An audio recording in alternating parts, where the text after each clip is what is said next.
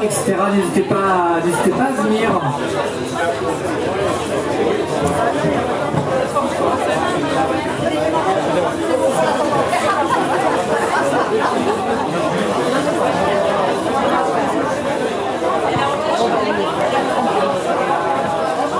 Et vous avez tous ces groupes-là en relation avec le club en fait. Ouais, c'est ça. En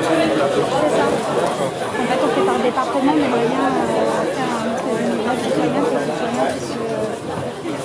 On ne va pas cher à toi aussi. Après, il faut qu'on ait des administrateurs sur les régions.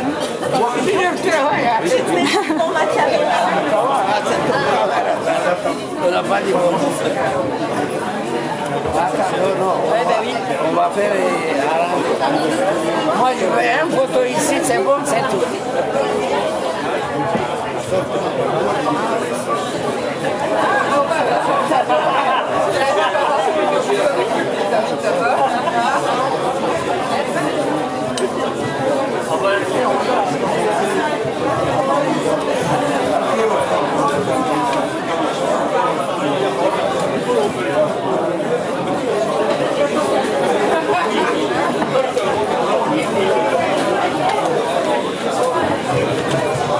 Je me suis mise sur le côté, normalement je passe.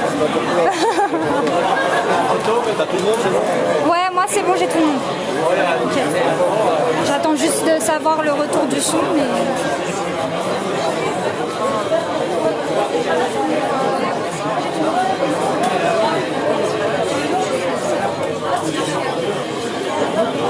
Pas mal. Oui, ça a l'air Le d'être retour du son.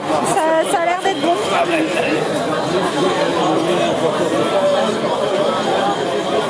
On va arrêter ça.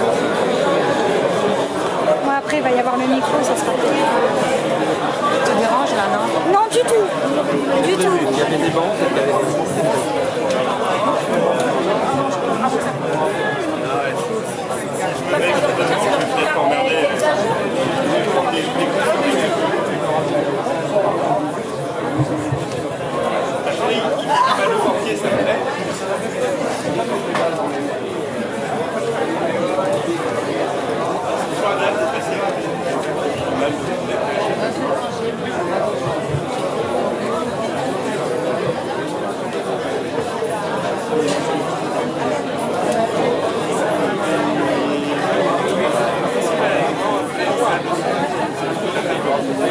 Alors pour ceux qui sont dans le fond, dans l'entrée du Micmac, il y a encore des places disponibles dans le fond, le vrai fond du Micmac. N'hésitez pas à aller vous asseoir si vous avez envie. Et puis on va commencer cette soirée. On va commencer cette soirée sur la question des violences policières. Et donc une soirée qui est animée par la boîte sans projet, appuyée avec les réfractaires du 80. Très rapidement, la boîte sans projet, c'est une structure d'éducation populaire, et donc la façon dont on a pensé cette soirée, c'est de la penser en fait sous une forme d'éducation populaire.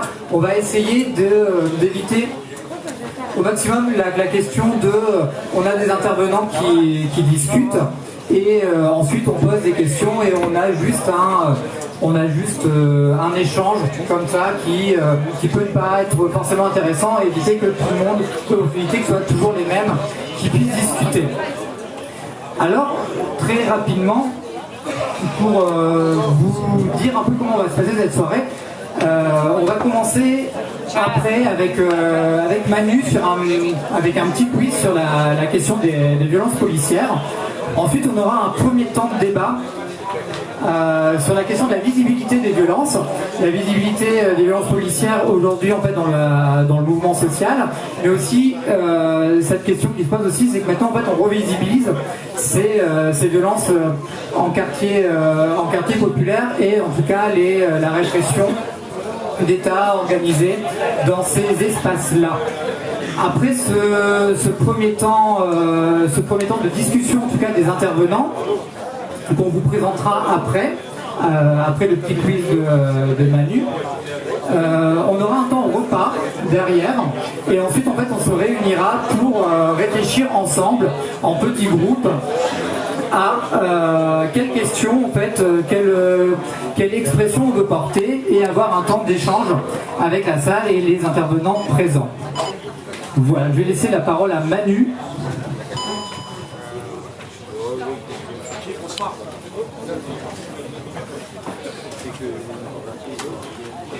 Bonsoir à tous, alors moi je vous propose un petit jeu proposé par la chaîne TF1, Téléflic 1.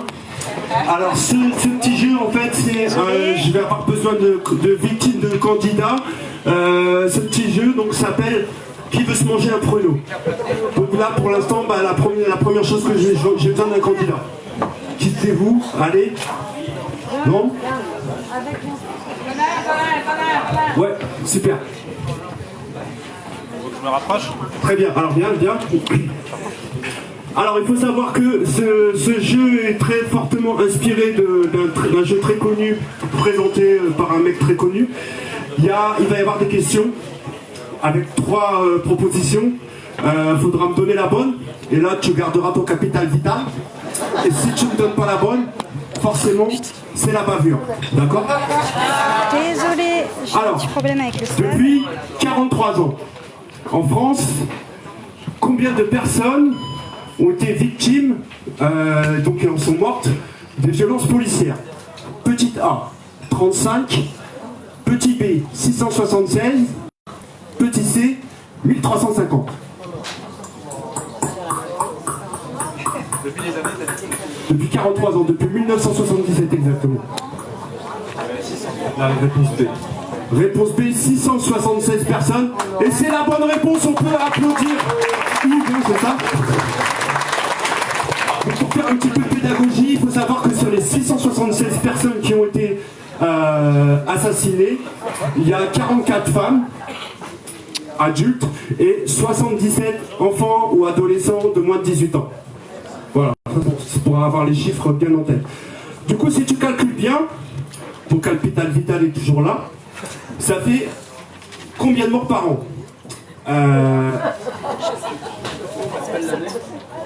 10 à 15 morts par an, 5 à 10 morts par an, B, 5 à 10 morts par an, petit C, 20 à 30 morts par an.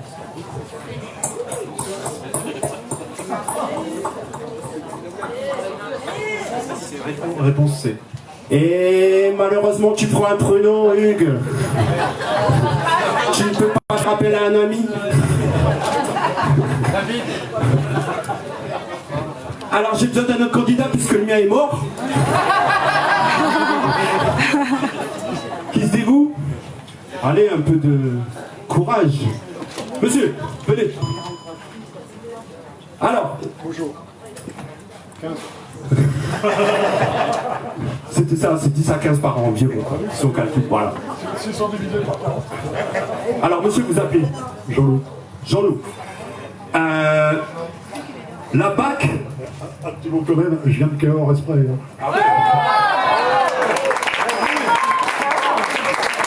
Alors, par qui a été créée la BAC? Et en quelle année? Première réponse, petite A, Raymond Marcellin, donc, qui était ministre de l'Intérieur en 1971, qui à titre, enfin juste comme ça pour l'anecdote, c'était un ancien ministre sous Vichy aussi. Petit B, Gaston Defferre en 1981. Petit C, Charles Pasqua en 1995. C'est votre dernier mot, Jean-Loup? Et malheureusement vous prenez un pruneau. C'était vraiment Raymond Marcellin en 1971. C'est vieux, hein? Ah, j'ai besoin d'un autre candidat là, ça commence à faire beaucoup de victimes. J'étais pas né en plus pour moi. Une contestation?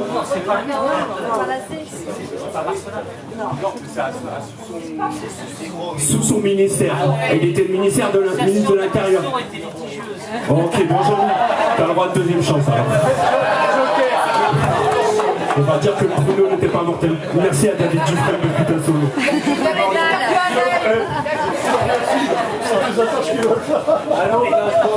Alors, prochaine question. Quel était l'ancêtre de la fiche S? Petite A, Ouais. le carnet A. Après, c'est transféré. Petit B, le carnet B. Petit C, le carnet C. J'ai entendu quelqu'un dire le carnet B. Alors. Et tout à fait, ouais, c'était le carnet B qui a été fait Voilà, avant la guerre 14, surtout pour ficher tous les anarchistes qui étaient anti-guerre. Alors, Jean-Loup, on va continuer. Ton capital vital augmente. Quel est le pays le plus grand exportateur de son savoir-faire en matière de maintien de l'ordre? Petit A, l'Allemagne. Petit B, la France. Petit C, les USA. B. Forcément, et oui, bravo Jean-Loup, c'est bien, la réponse B, c'est la France. Et dans quel but? Petit A, maintenir le calme social mondial. Petit B, être sympa avec les autres pays où c'est la merde. Ou petit C, vendre des armes et des équipements. On peut applaudir Jean-Loup, c'est effectivement la réponse C. Alors, on va maintenant poser une autre question. Par qui a été élaborée la doctrine contre-insurrectionnelle utilisée par la police française? Petit A, des militaires en Algérie durant la guerre d'indépendance. Petit B, Danton. Petit C, Pétain. Voilà, la guerre d'Algérie. Effectivement, ouais, les méthodes découlent complètement des militaires qui, à l'époque, je rappelle, de la guerre d'indépendance, étaient les flics aussi en Algérie. On va continuer maintenant sur des questions beaucoup plus compliquées. Jean-Loup. Jean-Loup, qu'est-ce que le pare-choquage? Réponse A, une technique pour faire briller ton pare-choc. Petit B, une technique policière pour arrêter les scooters et les renverser. Petit C, un troc de pare-choc. Ah non, mais attends. Ouais, non, mais c'est vrai, Ouais, tout à fait, donc on appelle ça... Enfin, on le voit régulièrement. les keufs appellent ça le pare-chocage. On a vu des victimes, notamment... Il va prendre un pruneau. Alors, une question très compliquée. Qu'arrive-t-il à un policier quand il commet une bavure? Petite A, petite A. Petite, s'il vous plaît. Petit A, il est privé de pastis au comico. Petit B, il a une retenue sur salaire. Petit C, il grimpe dans la hiérarchie. Petit C. Et oui, Jean-Loup, bravo, mais tellement fort. On peut l'applaudir quand même. Pas dur, hein. Il y a qu'à regarder les informations sur les réseaux sociaux. Alors, question suivante. Par qui les policiers de la BAC ou des RG sont-ils empêchés d'infiltrer les manifs? Petit A, les syndicats. Petit B, les GPN. Petit C, les cortèges de tête. Écoute, attends, moi je manifeste à Toulouse tous les samedis. Je peux te dire que quoi qu'il fasse, ils sont là de long. Hein, donc, pourtant, il y a un cortège de tête. Alors, je dirais, allez, pour les syndicats. Eh non, c'était la réponse C. Majoritairement, c'est par les cortèges de tête. Jean-Loup, cette fois, ça y est, c'est la bavure. C'est vrai. Bah monsieur, je vois que depuis tout à l'heure vous avez l'air motivé, je vais vous prendre comme candidat. Vas-y Bernard. Bienvenue. Bernard, vas-y. Donc monsieur qui s'appelle Bernard. Bienvenue Bernard. Alors, quel président français a tenté de privatiser les prisons? Petit A, De Gaulle. Petit B, Mitterrand. Petit C, Sarkozy. Sarkozy. Forcément, c'était pas très compliqué. Alors, on va rester sur le domaine des prisons toujours. Quelle entreprise de grande distribution fait fabriquer ses emballages par des prisonniers? Petit A, la Fnac. Petit B, Leclerc. Petit C, Leroy Merlin. Le roi Merlin. Et c'est la bavure. C'était Leclerc. En fait. J'irai plus. Voilà. Dommage, je vais avoir besoin d'une nouvelle victime, d'un nouveau candidat. Pardon.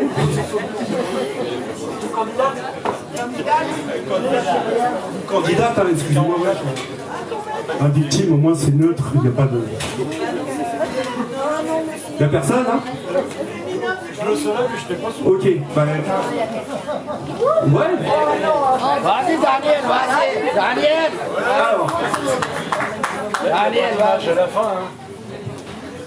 d'où viennent les kalachnikovs que l'on peut se procurer pour 800 € dans certains quartiers dits sensibles? Petit A, les USA. Petit B, la Yougoslavie. Et petit C, la Russie. La Russie. C'est votre dernier mot? Oui.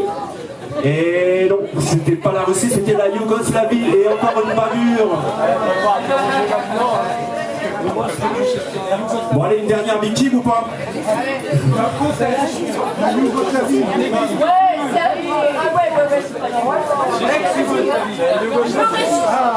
Bon. Ok, alors on la ressuscite alors.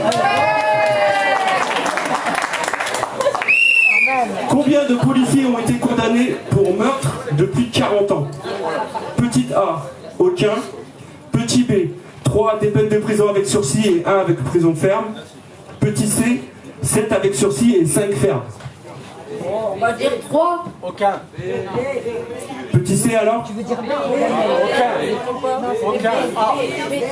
Réponse B, donc c'est effectivement la bonne réponse.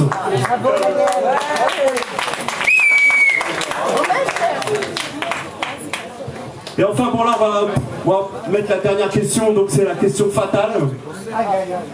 Que signifie MO dans le langage policier?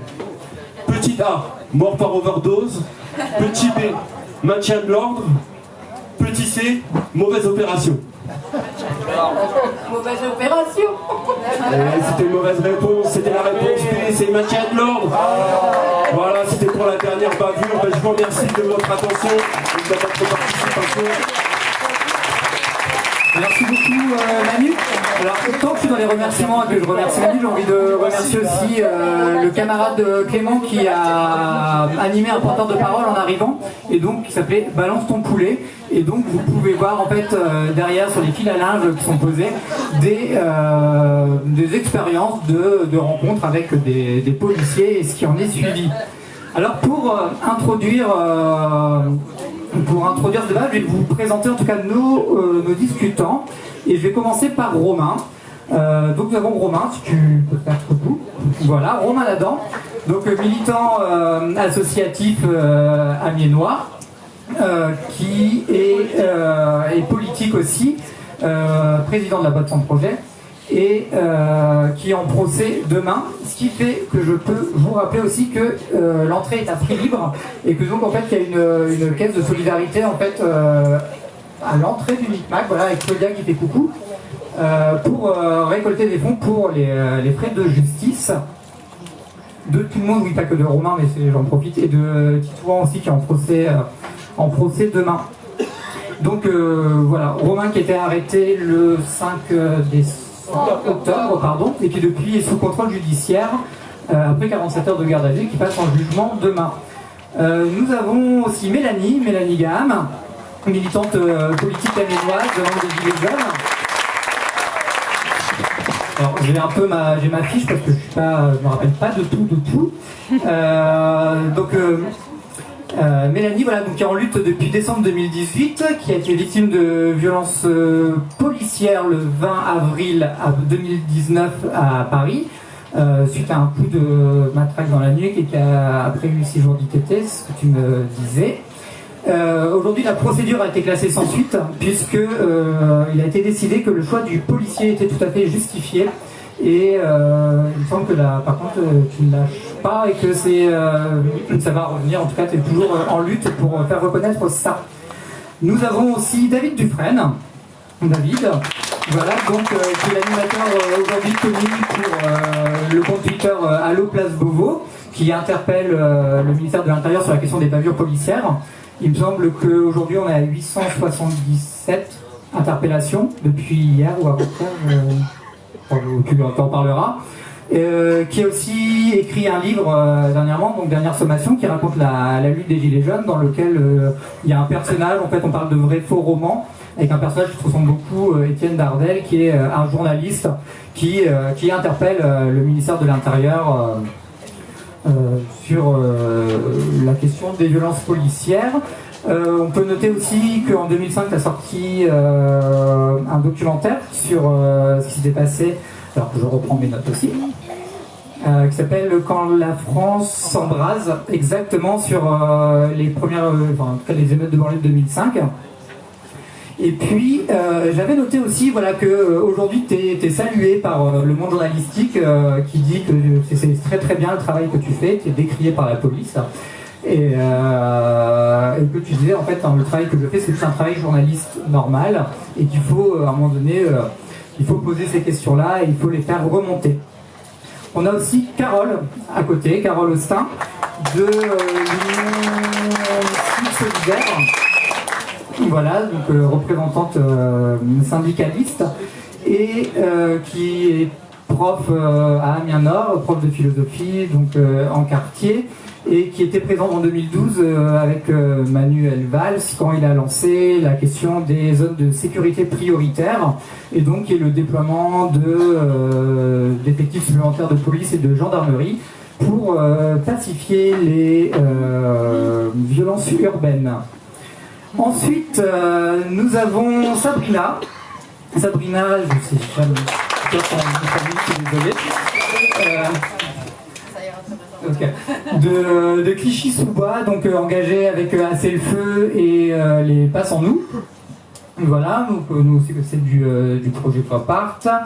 Alors, hop, voilà, Assez le Feu, tout comme les Pas Sans Nous, c'est ça se veut un peu comme des. En fait, on parle des fois de syndicats des quartiers populaires, en tout cas de porter la voix des habitants. Et voilà, c'est une militante associative. Et je vais en profiter pour passer sur Bénédicte Madelin, qui est aussi à la coordination nationale des Pas Sans Nous et qui est fondatrice et ancienne directrice de Profession Banlieue et donc qui pose notamment la question de comment en fait ces espaces exclus qui sont les quartiers populaires en fait sont des terrains d'expérimentation en fait de la répression de l'État, que ce soit autant de la répression policière ou de la répression des initiatives militantes autres de la part des habitants. Et pour animer cette première discussion, ce sera Julien Talpin qui est là. Julien qui est sociologue, spécialiste donc de la participation des habitants et de l'organisation communautaire, notamment aux États-Unis, et qui vient de sortir un livre qui s'appelle Bâillonner les quartiers, et j'ai pas la suite.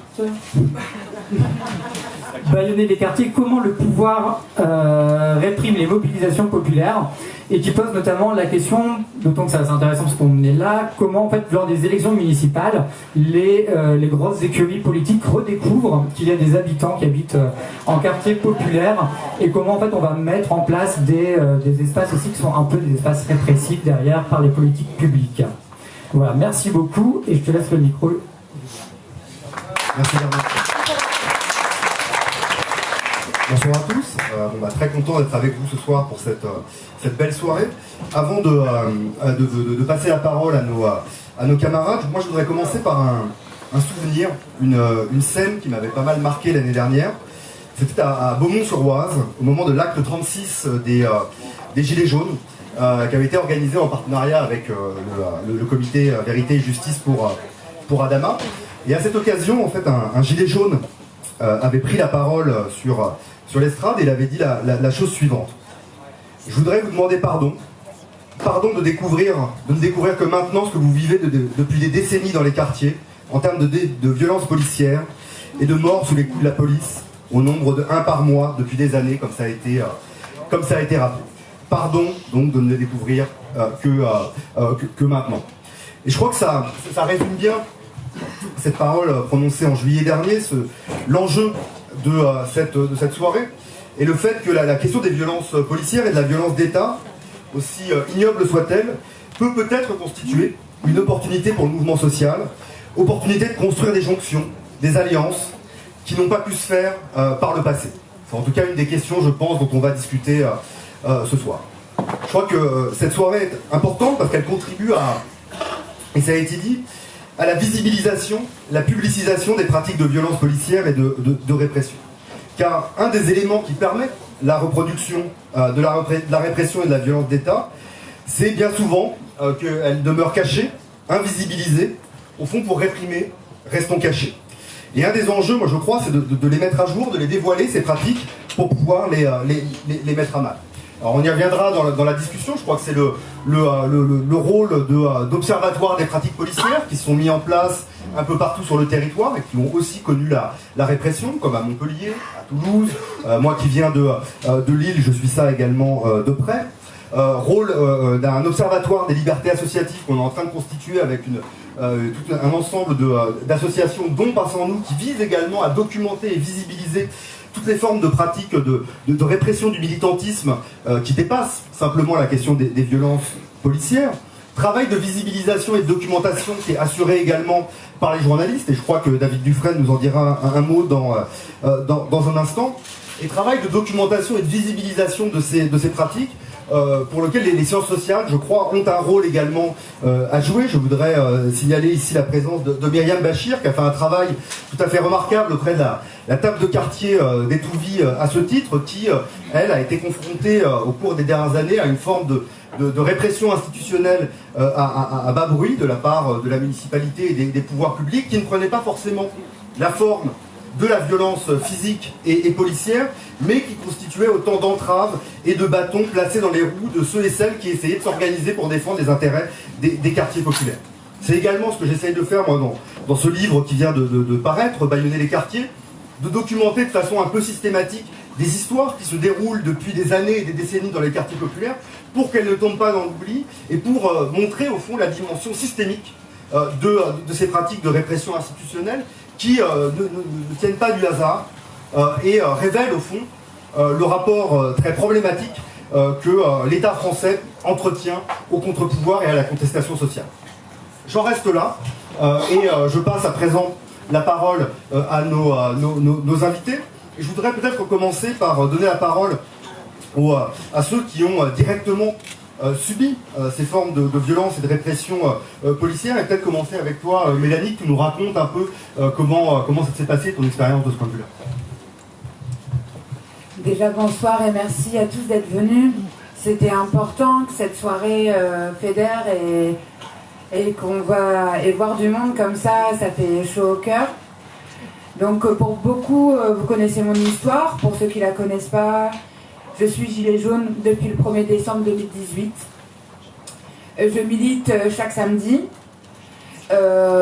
Beaucoup sur Paris dans un premier temps, sur Amiens dans un second temps, mais je répondais aux appels, aux gros appels sur Paris, parce que pour moi c'était important, quoi. Cette ville, c'est quand même la vitrine de la France, et pour moi c'était important d'aller sur Paris pendant les gros appels. Donc le 20 avril, c'est l'acte 2. C'est la deuxième manifestation qui est gérée par Monsieur l'Allemand.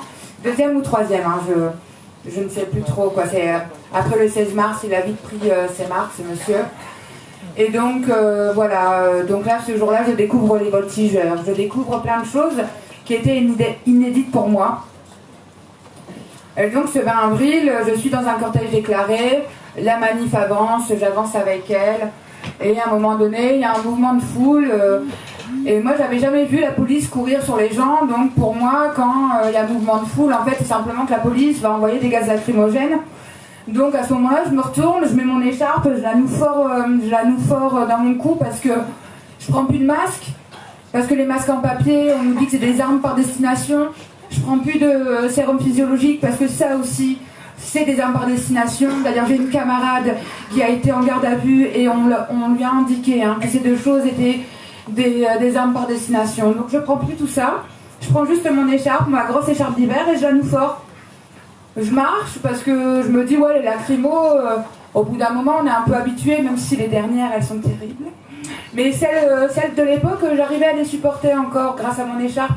Donc je marche comme ça, et je me dis, je lève les mains, comme ça, la police, je sais pas, ils comprendront qu'en fait, je suis pas un danger pour eux. Et il y a un monsieur, un chef, un commandant divisionnaire, un monsieur qui porte le doux sigle de Go derrière son dos, Go CRS, toute une promesse, Go, j'y vais. Et d'ailleurs c'est ce qu'il dit quand il me charge, on y va, Go. Ok, il y va, Go. Et là il me voit et il me donne un coup de matraque dans la nuque. Voilà, dans la nuque. On pourrait penser que c'est une zone non réglementaire, mais l'IGPN dit le contraire. il classe mon affaire sans suite. Donc voilà, ce monsieur se défend en disant que s'il avait su que j'étais une femme, il m'aurait tapé dans la cuisse. Encore un joli misogyne, on est d'accord? Et ça, c'est entendable par l'UGPN. Mais bon, il visait l'épaule, il a eu la nuque, c'est pas très grave. Donc voilà ce qui m'est arrivé le 20 avril. Depuis, eh ben, il se passe pas un seul acte sans que j'ai peur. Ils créent un mouvement de terreur dans la tête des gens et c'est ce qu'ils veulent. Ils veulent qu'on ait peur, ils veulent qu'on rentre chez nous, ils veulent qu'on n'en puisse plus. Mais ce qu'ils n'ont pas compris, c'est que ça nous a mis un genou à terre à certains, mais ça ne nous mettra pas le deuxième, et qu'on sera toujours digne, on sera toujours debout, parce que la cause elle est juste, la cause elle est belle. Et on ira jusqu'au bout dans cette cause des gilets jaunes, parce que nos revendications elles sont toujours là. Et quand les médias, les merdias nous disent qu'il n'y a plus de revendications, moi mon gilet, je ne l'ai pas changé depuis le 1er avril, mes revendications elles sont toujours sur ce putain de gilet. Donc on n'a pas changé, on est toujours là contre l'injustice sociale, fiscale, climatique. Et ça n'a pas changé depuis le premier jour, et ça ne changera jamais, jusqu'à temps qu'on daigne nous entendre. Parce qu'on n'est pas entendu. Les violences, elles sont là, elles se généralisent, on nous enlève une grenade pour nous en mettre une qui mutile toujours autant. On nous ment, et voilà.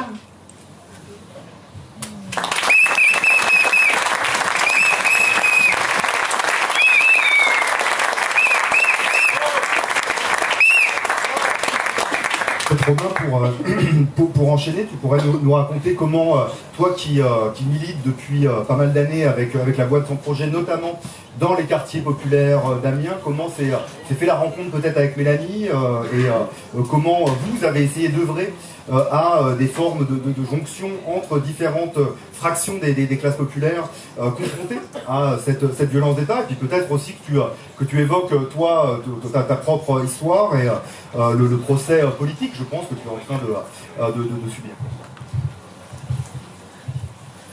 Merci Julien. Juste, on oubliait que Germain précisait qu'il y avait Mohamed Meshmash et Saïd Brik qui étaient prévus ce soir avec nous pour discuter, et pour raisons personnelles n'ont pas pu venir, mais ils nous ont dit de leur part de passer un grand bonsoir. Ils sont très contents que cette soirée s'organise à Amiens. Parce que nous on s'est rencontrés avec Mohamed de longue date, et c'est là où j'avais croisé David Dufresne, une conférence que tu avais fait, que tu as animée par Julien, où il y avait déjà les Passants Nous, et le collectif Aboubacar Gay. C'était l'été dernier au niveau de l'université des quartiers populaires. Et de là, je me rappelle la promesse qui avait été faite en discutant à la fin, ce qui s'est passé à Roubaix, il faut le faire à Amiens. Du coup, je suis content, quelques mois après, que la discussion qu'on avait eue tout à la fin, avec Bénédicte, il y avait Mohamed, il y avait David, mais on ne se connaissait pas directement. Du coup, aujourd'hui, ça se réalise. Enfin, ça veut dire que les promesses se réalisent, et ça, c'est bien aussi la convergence. Enfin, on est aussi sur le sujet de la convergence, et des engagements pris pour justement que la parole elle soit aussi sur Amiens. Moi, j'étais en 2013 responsable d'une association sur Amiens Nord, dans le quartier populaire. Et là, j'ai les élus de l'époque, donc en 2014, d'actuelle municipalité, en plus on est un modé municipal, qui a dit si Romain Ladan ne démissionne pas de la présidence, on fait fermer l'association. Je n'ai pas démissionné de la présidence, ils ont fermé l'association. Les logiques de financement, comme quand on ne sait pas gérer une structure associative, tout ça c'était le début des difficultés que moi j'ai connues et subies par rapport à un quartier populaire à Amiens Nord. Et ce que tu disais en préambule, c'est les violences institutionnelles, les violences invisibles que subissent régulièrement le milieu associatif. Donc première structure qui a fermé parce que j'ai pas voulu partir de la présidence. Licenciement de 4 salariés derrière, enfin des personnes en difficulté qui étaient accueillies, enfin j'imagine les conséquences dans un quartier populaire à Amiens Nord. Ensuite, comment j'ai rencontré aussi le CSC Touvi, les camarades de la table de quartier, hein, beaucoup sont dans la salle. C'est aussi comme ça que j'ai rencontré Bénédicte et Sabrina. C'était quand j'ai été en difficulté au niveau de ma structure associative en 2013-2014. On s'est lié à un autre quartier parce qu'il y avait une problématique structurelle du financement associatif. Le CSC Touvi était en difficulté, les habitants se mobilisaient. Du coup, je suis allé voir ce qui se passait là-bas, et de là, ensemble, on a construit la revendication de la lutte, des mobilisations, des manifestations, en disant il y a un problème, c'est pas le quartier Touvi, c'est pas le quartier Nord, c'est pas les habitants, c'est pas les responsables associatifs qui sont responsables des problèmes, mais c'est bien structurel et c'est bien l'institution, donc la mairie d'Amiens. Donc ça, c'était notre première rencontre. De là, on a continué à travailler ensemble, à se former.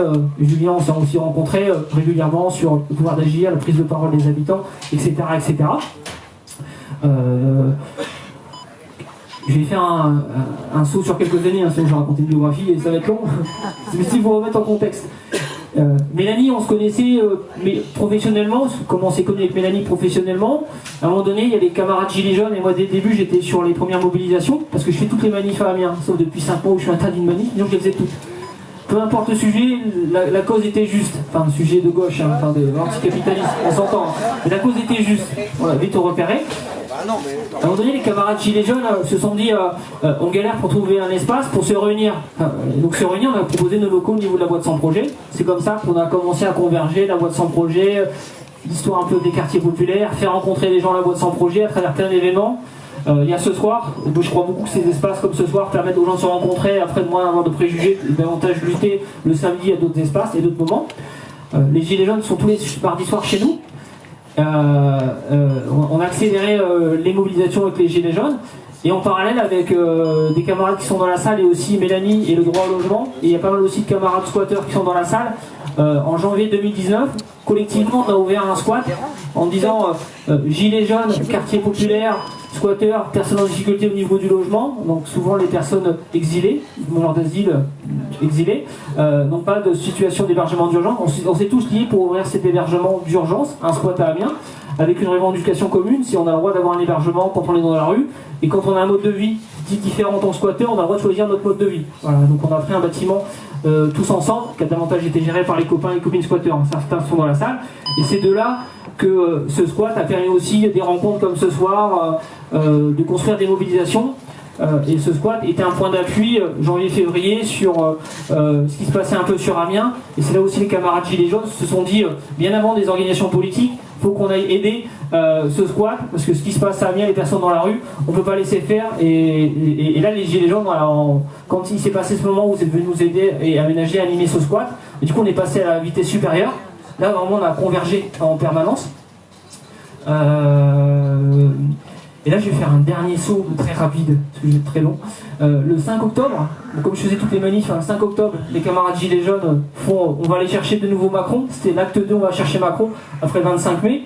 Et à la fin de la manifestation, presque à la fin, sur le parcours du retour, je me suis fait arrêter par la police nationale, visé par la commandante Agathe Foucault, qui me voit souvent dans les manifs et qui régulièrement me dit Monsieur Ladan, vous avez coupé vos cheveux, Monsieur Ladan, vous avez coupé votre barbe, Monsieur Ladan, on fait un contrôle d'identité, on fait 2 contrôles d'identité, donc j'ai le droit régulièrement des contrôles d'identité pendant les manifs. Quand la BAC me croise dans la rue, c'est aussi on s'arrête, Monsieur Ladan, on vous a reconnu, je vais voir un match de foot, il y a la BAC, Monsieur Ladan, on vous a reconnu. Enfin, c'est l'intimidation. Moi, j'ai pas été victime de violence policière, je suis victime d'abus de la police dans ses fonctions. L'histoire de Mélanie n'est pas la mienne, je me suis pas fait taper par la police. C'est une violence policière, mais pas physique. Elle est cynique, elle est pas palpable. Elle est mentale, elle est psychologique. Et au bout d'un moment, ils ont voulu m'arrêter, donc c'est l'occasion de m'arrêter à la fin de la manif, avec 3 chaînes d'inculpation. Et là, je vais aller très vite parce que je pense que tout le monde avait lu dans la presse. Le premier, c'est refus d'obtempérer. Déjà, c'est leur parole contre la mienne. Le chef de la police nationale, moi, je n'ai pas entendu et je n'ai pas vu le fait qu'elle ait fait une sommation. Pour vous. Et donc, c'est sa parole contre la mienne. Ça, c'est le premier chef d'inculpation. Le deuxième, c'est cutter, port d'armes, parce que je fais de l'information, je fais de l'animation, j'ai toujours un cutter ou un couteau, et pas de bol, ce jour-là j'avais un cutter, donc jackpot pour la police. En plus, Monsieur Ladan, super, on l'a arrêté, on fouille son sac, il y a un cutter, donc je partais déjà en garde à vue, donc là c'était un élément supplémentaire. Et le troisième chef d'inculpation, c'est le refus de prélèvement ADN. Bon, c'est pas la première fois où j'ai eu des arrestations, donc c'est très idéologique le fait de ne pas prendre l'ADN. Parce qu'en plus, au niveau du mouvement social, mais comme les camarades des quartiers populaires, maintenant on nous fiche de par l'ADN et on ne veut pas être stigmatisé pédophile ou terroriste. Donc peu importe l'arrestation, dès qu'on est sur un mouvement social issu d'un quartier populaire, gilets jaunes, syndicalistes, on doit refuser l'ADN. Donc c'est le troisième chef d'inculpation qui m'est refusé. Voilà, Julien.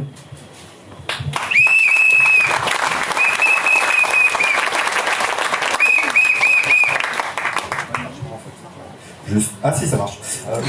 Petite transition, j'aimerais bien rebondir avec toi, Sabrina, parce qu'au fond, on pourrait un peu occulter le fait que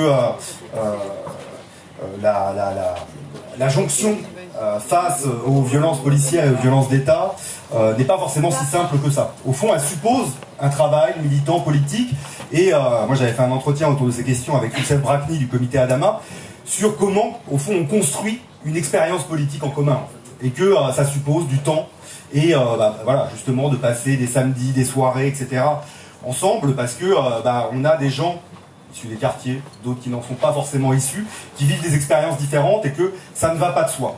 Et du coup, moi, j'aimerais bien avoir un peu ton sentiment, notamment toi, Sabrina, depuis Clichy-sous-Bois, un peu la question qu'on peut se poser, et qui a parfois un peu à bas bruit circulé dans le militantisme des quartiers. C'était un peu, vous êtes sympa là, les gilets jaunes, à vous réveiller sur les violences policières, mais vous étiez où en 2005? Alors on le dit pas trop comme ça, parce qu'en fait c'est quand même pas très cool, et puis c'est pas forcément la meilleure façon de construire des alliances, des jonctions, et globalement les militants des quartiers, me semble-t-il, mais on va y venir, sont contents en réalité que le spectre s'élargisse, et que ceux qui se mobilisent autour de cet enjeu de la lutte contre les violences policières soient plus nombreux. Néanmoins, moi j'aimerais bien un peu qu'on discute de comment vous, à Passons-nous ou à Clichy-sous-Bois, vous avez réagi quand vous avez vu que montaient justement ces préoccupations autour de la répression d'État et de la répression notamment du mouvement des Gilets jaunes. Est-ce que c'était quelque chose de type enfin ils ouvrent les yeux? Voilà, le truc que je raconte sur Beaumont-sur-Oise, c'est que c'est pas un hasard si ce gilet jaune dit pardon. C'est que à un moment, ça va pas de soi, quoi. Et qu'il y a un travail à faire probablement des deux côtés pour que cette jonction soit possible. Et travail aussi pour lever potentiellement un certain nombre de malentendus, de non-dits, etc. Bref, comment vous avez vécu ça, cette prise de conscience soudaine? Je parle des Gilets jaunes, mais on peut parler beaucoup plus largement, en fait. Dans la société française, on n'a jamais autant parlé, dans les médias, y compris les médias de masse, de la question des violences policières, et on peut s'en réjouir. Mais voilà, dans les quartiers, on peut se dire, enfin on en parle, de choses dont on essaye de parler, nous, depuis des années et des décennies. Enfin, on en parle quand c'est Cédric Chouviat, quand des Noirs et des Arabes se font tuer depuis des décennies sous les coups de la police, sans que ça n'émeuve personne. On a déjà beaucoup dit. J'interviens, j'ai une position ici, là. Mais vas-y. Du coup, alors je veux te parler un peu par rapport à Clichy-sous-Bois et du coup à C'est-le-Feu et par rapport à Passons-nous. Alors clairement la question elle s'est posée et elle se pose un peu comme tu le dis avec le fameux mais nous ça fait 30 ans voire 40 ans qu'on subit dans les quartiers et enfin il y a des gens qui se réveillent. C'est un peu le discours qu'on a eu aussi quand il y a eu la question de Nuit debout où les gens se réveillaient sur les questions de démocratie et du coup disaient les quartiers il faut venir et là on disait oui mais nous on est mobilisés depuis 40 ans en fait vous étiez où à ce moment-là? Et du coup, sur la question des Gilets jaunes, il y a eu un peu cette même réflexion. Et alors moi, j'ai un statut un peu particulier parce que ça n'a pas été dit dans la présentation, mais je suis aussi Gilet jaune. Et je vous garantis que j'ai aucun souci sur ça. Après, au sein de Passons-nous, tout le monde n'est pas Gilet jaune. Donc c'est un débat qu'on a eu aussi entre nous parce que on se veut être un syndicat des quartiers et qu'au sein d'un syndicat il y a besoin de débat et que tout le monde n'est pas toujours d'accord et que du coup la question s'est posée et la question se pose toujours d'ailleurs sur les convergences et sur justement comment converger. Et alors je suis pas la seule avec Gilets jaunes au sein de Passons-nous, heureusement. On est quand même plusieurs. Après, la vraie question c'est que voilà, dans les quartiers, il y a quand même des choses qui se sont passées depuis des années et des années. Comme tu l'as dit, moi je peux parler de Ziad Ebouna, parce que du coup c'était sur Clichy. J'étais pas à Clichy, hein. Moi j'habite pas à Clichy, j'y ai travaillé, j'ai travaillé au sein de la C'est-le-Feu, maintenant je ne travaille plus, j'y milite. Mais dans ce cadre-là, en fait, j'ai pu assister au procès de Ziad Ebouna qui a eu lieu du coup à Rennes, si je ne me trompe pas, et qui a été pour moi un moment assez abominable en fait, par la violence des propos même du juge, parce que voilà, c'est la question que tout le monde se posait à l'époque et que des gens continuent à se poser, c'est ouais mais la police est venue, pourquoi ils ont couru? S'ils n'avaient pas couru, finalement, ils ne seraient pas morts. Et en fait, c'est vrai qu'avec cette question des Gilets jaunes, il y a quand même beaucoup de gens qui réalisent que... Et moi, ça me frappe, en fait, hein, parce que moi, du coup, quand je vois la police, je ne cours pas. Pour moi, c'est un principe de base. Je vois la police, je me tape contre un mur, mais je ne cours pas. Déjà parce que je ne cours pas vite. Et qu'à la limite, je préfère voir mon ennemi en face. Et ensuite parce qu'en fait je sais très bien ce que ça veut dire quand on court, c'est qu'on fuit. Et en fait, moi ce qui me frappe sur les manifs de Gilets jaunes, c'est justement en fait cette espèce de peur qui est prise dès qu'on voit la police et que tout le monde se met à crier. On va se faire masser, il faut courir dans tous les sens. Et enfin moi du coup à chaque fois je pense à Ziad et Bouna en fait dans ces cas-là. Et je repense à mais pourquoi ils ont couru, c'était juste un contrôle de police. Et ben non, c'était pas juste un contrôle de police, c'est un contrôle de police qui a fini avec 2 morts. Enfin 2 jeunes qui ont été morts et un dont on parle jamais, Mueddin, qui est juste traumatisé à vie et complètement mutilé. Donc je sais pas si je vais continuer beaucoup plus, mais voilà, enfin, dans les quartiers, la question elle se pose depuis très longtemps. Il y a de nombreux morts, comme tu dis, là on s'est tous émus sur Cédric. C'est dramatique ce qui lui est arrivé. Malheureusement, c'est quelque chose qui est tellement courant dans les quartiers. Et je veux juste rajouter qu'il y a toutes les affaires qui sont médiatisées, et il y a toutes les affaires du quotidien qui malheureusement...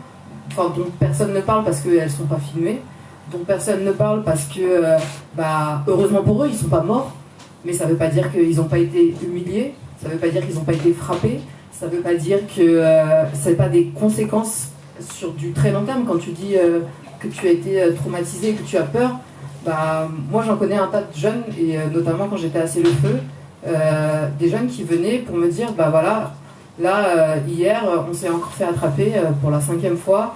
Il m'a attrapé, ils m'ont foutu dans les caves, ils m'ont tabassé, ils m'ont défoncé, ils m'ont pris tout mon argent.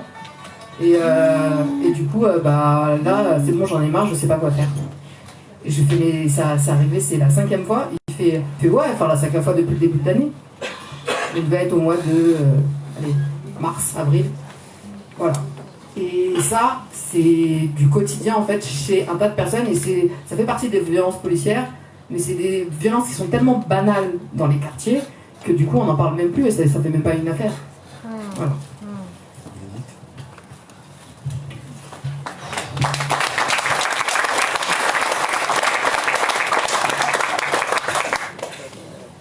Et un point que tu n'as pas ajouté, c'est qu'on essaie toujours de pénaliser les familles de ces jeunes. Enfin, l'affaire de Théo à Aulnay-sous-Bois, tout de suite on a trouvé plein de soi-disant de trafic, de vol, de détournement d'argent et ainsi de suite. La famille d'Adama Traoré, pareil.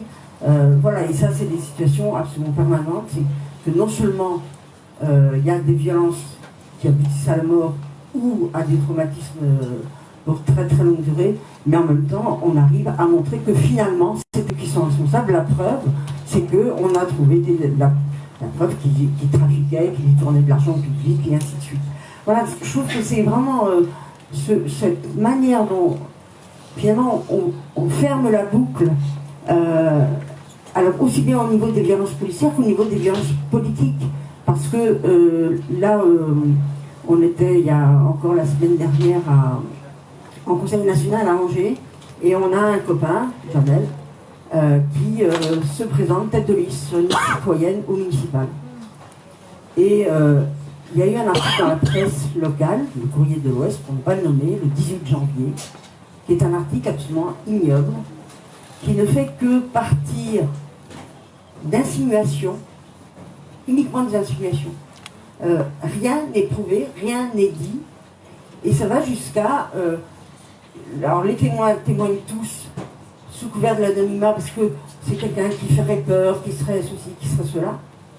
Ils vont voir la police, les fichiers S, et ainsi de suite. Toute la chaîne est développée comme ça, du début jusqu'à la fin. Et c'est pratique. Et ils sous-entendent que c'est un islamiste, il faut bien le dire. Ah oui. Alors la police dit non, pas encore, mais tout est dit au conditionnel. Donc en plus, vous ne pouvez même pas attaquer sur le fait que on fait de l'insinuation permanente, et c'est des choses qu'ont vécu les copains de Roubaix, pas loin d'ici. Julien a pas mal travaillé avec eux, mais c'est des situations qu'on retrouve dans plein de lieux dès que les habitants des quartiers populaires veulent avoir une parole politique. C'est-à-dire que tant qu'on va les inviter, notamment, alors, toutes les deux on vient de Seine-Saint-Denis, donc on est dans des quartiers où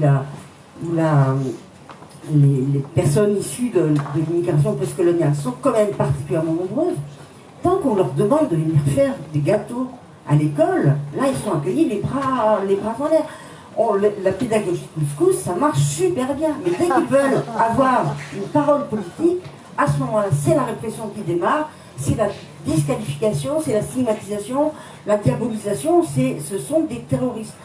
Et voilà, je trouve que toute cette dimension-là est particulièrement importante, parce que quand on parle de racisme d'État, quand on parle de violence policière, pour moi c'est des violences d'État, c'est bien au-delà. La police, elle ne fait que répondre à des ordres qui lui sont donnés au plus haut niveau. Et je pense que là-dessus, il ne faut pas qu'on minimise vraiment cette dimension de la violence politique, qui est une vraie violence. C'est-à-dire que l'interdiction d'une parole politique venant des quartiers populaires, c'est vraiment un des points sur lesquels, au niveau de Passons-nous, on se bat depuis qu'on est créé, pas très très longtemps, hein, mais ça n'empêche que c'est quand même un de nos axes principaux. C'est effectivement, c'est sans doute les personnes elles-mêmes qui vivent les situations qui sont le plus à même de dire quels seraient les besoins pour la justice, pour l'égalité, pour un grand débat pour l'instant qui est en train de se lever. C'est la question du séparatisme, puisque M. Macron veut faire un grand plan avant les municipales sur le séparatisme et l'islamisme en radicalisation. Heureusement, il y a quelques personnes qui sont spécialistes de ces questions-là qui disent que le vrai séparatisme, c'est le séparatisme de l'égalité. C'est-à-dire qu'il y a des territoires aujourd'hui en France qui ne sont plus en République, au sens que l'égalité ne va pas garantie au quotidien. Et ça, je pense que là-dessus, il faut vraiment la convergence de lutte. Les convergences de lutte, il n'y en a pas qu'une seule, hein, il y a sûrement plein de manières de faire, mais les convergences de lutte entre les quartiers populaires, entre les gilets jaunes, entre les plein d'autres formes de combat qui existent aujourd'hui, les comités vérité, justice, mais il y a d'autres formes de combat. Il faut vraiment qu'on travaille dans ce sens, parce que pour l'instant, on reste encore trop séparés pour représenter une vraie force face à ces pouvoirs politiques qu'on a face à nous.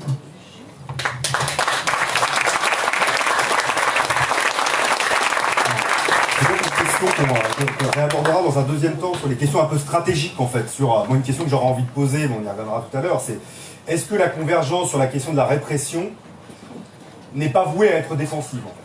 Est-ce que le seul agenda qu'on peut avoir, c'est de mettre à mal la violence d'État, ou est-ce qu'il faut avoir des agendas et des espaces et des objectifs de convergence qui sont peut-être plus positifs autour, par exemple, de cette ambition d'égalité qui, me semble-t-il, et moi je suis assez d'accord avec toi Bénédicte, rassemble aussi bien les habitants des quartiers populaires que les gilets jaunes. La lutte contre l'injustice et pour l'égalité est fondamentalement un marqueur qui peut rassembler, à mon avis, très large. Et donc là, il y a des questions stratégiques et à s'interroger aussi sur l'engouement actuel, sur les questions de répression, etc. Est-ce que stratégiquement, c'est ça qui peut faire avancer le mouvement social et jusqu'où? Mais bon, c'est un débat stratégique qu'on aura peut-être dans un deuxième temps. Je voudrais en venir à toi, David. Peut-être, au fond, ta trajectoire, et ça a été rappelé tout à l'heure, tu as fait ce documentaire sur les révoltes des quartiers populaires en 2005, et aujourd'hui, tu travailles beaucoup sur les violences policières à l'encontre du mouvement des Gilets jaunes et du mouvement social en général. Et peut-être une question que j'avais envie de te poser, puis après tu pourras peut-être dérouler sur ton travail de documentation que j'évoquais tout à l'heure, mais c'est cette question qui est souvent évoqué, du continuum des pratiques policières, des quartiers vers le mouvement social. Comment toi tu vois ça en tant qu'expert, spécialiste des violences policières? Dans quelle mesure cette idée selon laquelle les pratiques policières ont été expérimentées dans les quartiers avant d'être généralisées à d'autres des territoires et au mouvement social, que ce soit par les armes utilisées, par les techniques utilisées par la police, d'étranglement, d'étouffement, etc., que ce soit par les formes de maintien de l'ordre? Est-ce que ce continuum dans la pratique est une réalité? Comment toi tu vois ça? Bonsoir tout le monde. C'est une question épineuse. Il est évident que les quartiers populaires, depuis 30 ou 40 ans, sont des des territoires d'entraînement, on va dire. Après, la question de savoir, est-ce que ce sont des territoires d'expérimentation, c'est-à-dire, est-ce que ce sont des laboratoires, on parle de pratiques ou de violences policières, etc. Je trouve que ce serait un peu compliqué. C'est-à-dire que de penser qu'en 1971, quand la BAC est créée, notamment pour la Seine-Saint-Denis, qui est en fait le département pilote, je ne sais pas les termes, voilà. Est-ce que les gens se sont dit, à Place Beauvau, 40 ans plus tard, ça servira à réprimer dans les centres-villes? Moi, j'en suis pas sûr. En revanche, ce qui est certain, c'est que dans les pratiques, dans les armements, il y a des passerelles. Voilà. Donc, pour prendre un exemple très simple, le flashball, au départ, quand il est inventé, il n'est absolument pas inventé pour faire du maintien de l'ordre, il est inventé pour les forceler. C'est-à-dire, il est inventé pour que les policiers puissent agir, par exemple, quelqu'un qui prendrait en otage une maternelle. Et au bout d'un moment donné, il s'endort, on lui tire dessus. On le neutralise et sans le tuer. Le flashball, au départ, c'est le RAID qui l'utilise, c'est le GIGN, c'est des trucs d'élite. Et en fait, effectivement, le flashball va être donné ensuite à la BAC, dans les quartiers, et cette arme va être généralisée dans le maintien de l'ordre, notamment à partir de 2007, après Villiers-le-Bel, où il y avait eu des émeutes, où les policiers avaient essuyé des tirs à balles réelles, ce qui était une première. Et là, à ce moment-là, c'est Guéant, donc le ministre de l'Intérieur de Sarkozy, qui décide d'équiper ce qu'on appelle les corps constitués, c'est-à-dire les deux gendarmes mobiles et les CRS, dont on sait par ailleurs que bien qu'ils soient particulièrement formés, entraînés et équipés, ils sont capables de faire ce qu'ils ont fait à Mélanie. C'est-à-dire que c'est pas non plus un blanc sang d'être CRS, c'est pas forcément... Voilà.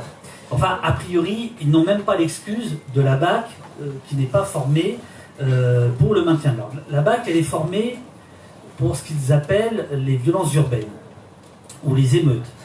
C'est-à-dire qu'avec ces termes-là, évidemment, il y a l'idée derrière, c'est dépolitiser totalement ce qui peut se passer. C'est-à-dire qu'à Clichy-sous-Bois, quand le quartier se réveille, se révolte, c'est un acte politique. Ça n'est pas un acte uniquement délictueux, c'est un acte politique. Et d'ailleurs, les renseignements généraux, eux, dans leur rapport, parleront de révolte populaire des quartiers. Ça vaudra à son chef, au directeur des renseignements généraux, d'être viré par Sarkozy. Parce que lui, il avait dit non, c'est politique. Révolte populaire des quartiers. La BAC, elle est formée donc pour ce qu'ils appellent les violences, les émeutes urbaines ou les émeutes urbaines. Et là où il y a le continuum, c'est que à partir de 2006, un tout petit peu avant, 2006 c'est le CPE, 2006 c'est le moment où les policiers de la BAC vont être appelés en renfort à petite dose, on pourrait dire, par rapport à ce qu'il y a aujourd'hui. Mais c'est le début où la police va leur demander, où le commandement va leur demander d'agir sur les cortèges, les manifestations, en fait, d'une certaine manière, pour protéger les étudiants. Il y avait une idée derrière, qui était de dire, les IVA de banlieue, parce que c'était ça, le discours, qui viennent dépouiller les étudiants sur les invalides, etc., il faut les arrêter avant que ça se passe, etc. Donc, c'est pour ça que c'était passé un peu comme une lettre à la poste, parce qu'il y avait ce relent tacite, non dit, raciste, qui faisait que, bon... Et donc, la BAC faisait ce qu'elle appelle du saut de dessus, c'est-à-dire de l'interpellation. C'est-à-dire, c'était l'idée d'aller au cœur des cortèges, exfiltrer, j'emploie les termes maison, ça ne veut pas dire que je les accepte, mais voilà, exfiltrer des cortèges, les fauteurs de troubles, et les confier à la justice. Et le continuum, c'est qu'en fait, aujourd'hui, on pourrait dire, avec les Gilets jaunes, que ce que l'on voit, c'est qu'en fait, ça, c'est presque devenu, finalement, l'alpha et l'oméga du maintien de l'ordre. C'est-à-dire la confrontation, le saut de dessus, les tirs de LBD. Donc, il suffit de regarder les tirs de LBD, puisque, je vous le rappelle, le ministère de l'Intérieur est capable de donner au projectile près le nombre de grenades lacrymogènes tirées, de GLI-F4, de LBD 40, etc., il est incapable de nous dire qui ça blesse, combien ça blesse, c'est pour ça qu'on a fait ce travail, on en parlera peut-être tout à l'heure. Et donc, cette utilisation absolument massive, en fait, elle se retrouve dans les chiffres, hein, puisque très peu de tirs de LBD par les gendarmes mobiles, un petit peu plus par les CRS, et astronomiquement par les policiers type BAC et autres. On passe CDI, CI, etc. C'est-à-dire des policiers qui ne sont pas formés, on va dire, pour le maintien de l'ordre. Donc il y a effectivement des cousinages, je vais très vite hein, parce qu'on pourrait passer, voilà. Mais il y a des cousinages, il y a des passerelles. Alors, au sein de la police, il y a des gens qui adorent travailler ensemble, BAC et certaines compagnies de CRS, d'autres pas du tout. Il faut savoir qu'il y a des dissensions, il y a des compagnies de CRS qui refusent de travailler avec des BAC. Elles les appellent les cow-boys, les autres les appellent les casques à pointe. Bonne ambiance. Voilà. Donc, alors, oui, très important, 2 jours avant Clichy-sous-Bois, il y a la déclaration dont tout le monde se souvient, à Argenteuil, de Sarkozy, etc. Je vais vous en débarrasser, la racaille. En fait, non, le Karcher, c'est à la Courneuve, c'est un autre jour. Mais là, je vais vous en débarrasser, la racaille. Et en fait, ce jour-là, c'est le 25 octobre 2005, 2 jours avant, en fait, Sarkozy, c'est pas pour l'accabler, le pauvre homme, il a déjà beaucoup de problèmes avec la justice, mais en fait, il annonce quelque chose d'extrêmement important qui est à la fois, aujourd'hui, on peut relire son discours avec une certaine ironie. En gros, en 2005, 25 octobre 2005, il explique au commissariat d'Argenteuil, sur la dalle d'Argenteuil, il explique que les CRS et les gendarmes mobiles, on n'en a plus tellement besoin dans les manifestations à la papa parce que les syndicats s'occupent très bien de ça, qu'aujourd'hui, une grève, plus personne n'y prête attention, etc. C'était ça, hein, relisez son discours, c'est incroyable. Et à ce moment-là, en 2005, c'est là le continuum, en fait, il dit, les CRS et les gendarmes mobiles, on va les redéployer dans les quartiers. Et il se trouve que ce qui va se passer 2 jours plus tard à Clichy, et puis alors surtout pratiquement dans toute la France, va accélérer ce plan, je crois que je ne sais plus comment il s'appelait, mais voilà, de dire que les CRS et les gendarmes mobiles qui avant s'occupaient du maintien de l'ordre social, festif c'est la fête de la musique, donc on a une pensée pour Steve, et sportif, c'est-à-dire tout ce qui est hooligan, etc., et bien en 2005, l'État dit non, ces gens-là, en fait, on va les mettre maintenant, CRS, gendarmes mobiles, on va les mettre dans les quartiers. Et là, on a un continuum quartier, CRS, gendarmes mobiles, BAC, et puis ça, c'est ce qui a été décrit. Voilà, là-dessus, il n'y a pas de doute. On va revenir dans un instant sur comment on répond. Mais je voulais avoir un peu ton point de vue, Carole, parce qu'on parle gilets jaunes, on parle quartier populaire, mais aujourd'hui, la violence policière s'exerce contre tous les pans du mouvement social. Je pense qu'il y a une radicalisation de l'État et du maintien de l'ordre, au moins depuis la loi travail en 2016, mais je crois que le mouvement social actuel contre les retraites et également les mobilisations à l'université aujourd'hui contre la loi de programmation pluriannuelle pour la recherche sont également victimes de ces pratiques violentes de maintien de l'ordre. Vous, comment, dans votre syndicat, vous appréhendez au fond toutes les questions dont on parle ce soir? Donc, bonsoir. Pour présenter un tout petit peu, parce que l'Union syndicale solidaire, on est assez jeune, on est né en 1998 et on est le résultat de la réunion des syndicats, notamment des syndicats sud qui sont créés dans les années 80, après le mouvement social du 95. Et du coup, sur la question de cette appréhension nouvelle des violences policières et aussi de la répression judiciaire, en fait, ce qu'on peut se dire et ce qui s'est dit, effectivement, c'est que pour nous, c'est 2016, en fait, le mouvement sur la loi travail, où vraiment il y a le début, effectivement, d'une constitution d'une expérience commune et une visibilisation massive de cette question de la répression et des violences policières contre les manifestantes et les manifestants, y compris à Amiens, où on peut dire que c'était jusqu'à présent assez tranquillou, les manifs. Et donc en 2016, il y a une répression et des violences policières, une répression judiciaire aussi qui s'est exercée de façon assez importante.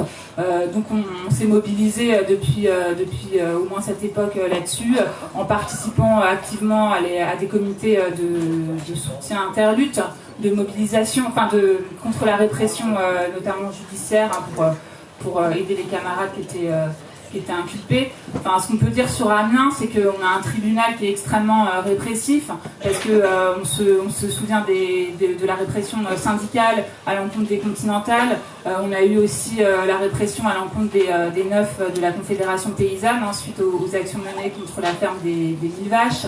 On a eu bien évidemment la répression contre les viguières. Et en 2016, on a eu aussi des frais et des condamnations à des amendes, mais faramineuses, de la part de la mairie d'Amiens, contre des 5 militants tirés au hasard en mai, si vous vous souvenez, en mai 2016, lors d'une manifestation contre la loi travail, où il y avait eu un feu de pneus en centre-ville qui avait occasionné quelques dégâts, et qui avait permis notamment à l'hôtel Le Carlton de refaire sa façade à l'œil, sur le dos de ces militants. Donc voilà, effectivement, cette période-là, en tout cas, c'est une période assez charnière, avec sur Paris des interdictions de manifester, ou alors, je ne sais pas si, pour ceux qui se souviennent aussi, il y a eu je ne sais plus à quelle date, mais un cantonnement de la manifestation à Paris autour du bassin de l'Arsenal, et on était condamnés à faire le tour du bassin. Enfin, c'était vraiment, il y avait des contrôles à l'entrée, etc. Donc ça, c'est vraiment marquant dans cette constitution, effectivement, d'une expérience commune. Après, sur les questions de mes nombreuses fiches. Et voilà, alors au niveau local, voilà, ce que je peux dire, c'est qu'on est investi de manière active encore aujourd'hui, il y a un collectif de défense des manifestantes et des manifestants qui est constitué, notamment suite à la forte répression. Alors là, donc il y a eu des violences policières, il y a eu une répression judiciaire, mais aussi pécuniaire, puisqu'on a eu plein d'amendes en pagaille suite à la manifestation du 25 mai. Alors on était 90 personnes à être condamnées à des amendes de 135 € pour manifestation dans le cadre d'un périmètre interdit. Voilà. Sur les actions aussi qu'on a pu mener, alors sur les questions de convergence, je ne sais pas si c'est maintenant sur les questions de convergence, sur la répression, on est intervenu notamment avec les camarades de la CGT au mois de décembre 2018, c'était je crois entre les fêtes, entre le Noël et le jour de l'an, puisqu'il y avait la préfecture qui avait prononcé des interdictions de manifester dans tout le centre-ville suite aux violences commises lors des dernières manifestations de décembre, y compris sur Amiens. Et là, on s'était constitué pour déposer un recours pour faire annuler ces interdictions de manifester. Et donc, on avait été rejeté, sous prétexte qu'on n'avait pas d'intérêt à agir, dans la mesure où c'était pas nous qui avions déclaré les manifestations.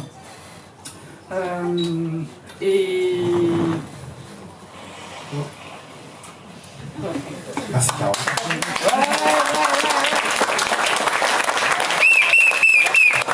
Et merci notamment d'avoir abordé cette question de la répression judiciaire qui est effectivement, à mon avis, tout à fait centrale et qui s'inscrit aussi dans ce débat-là, c'est-à-dire toutes les amendes et compagnies, voilà, il faut quand même rappeler qu'il y a 1000 gilets jaunes qui ont été condamnés à de la prison ferme, voilà, et donc c'est tous ces éléments qui contribuent à augmenter très considérablement le coût financier, mais aussi humain, de l'engagement et de la lutte. Et donc c'est pour ça que le spectre probablement de ce dont on parle est encore plus large que ça. Moi j'ai parfois le sentiment que c'est un peu déprimant en fait de parler de répression, etc. Et je pense que dans cette salle on est quand même pas mal à partager le constat. Et donc moi ce que je vous propose c'est qu'on parle un peu de qu'est-ce qu'on fait, quoi. Et donc comment on riposte et comment déjà des ripostes s'organisent.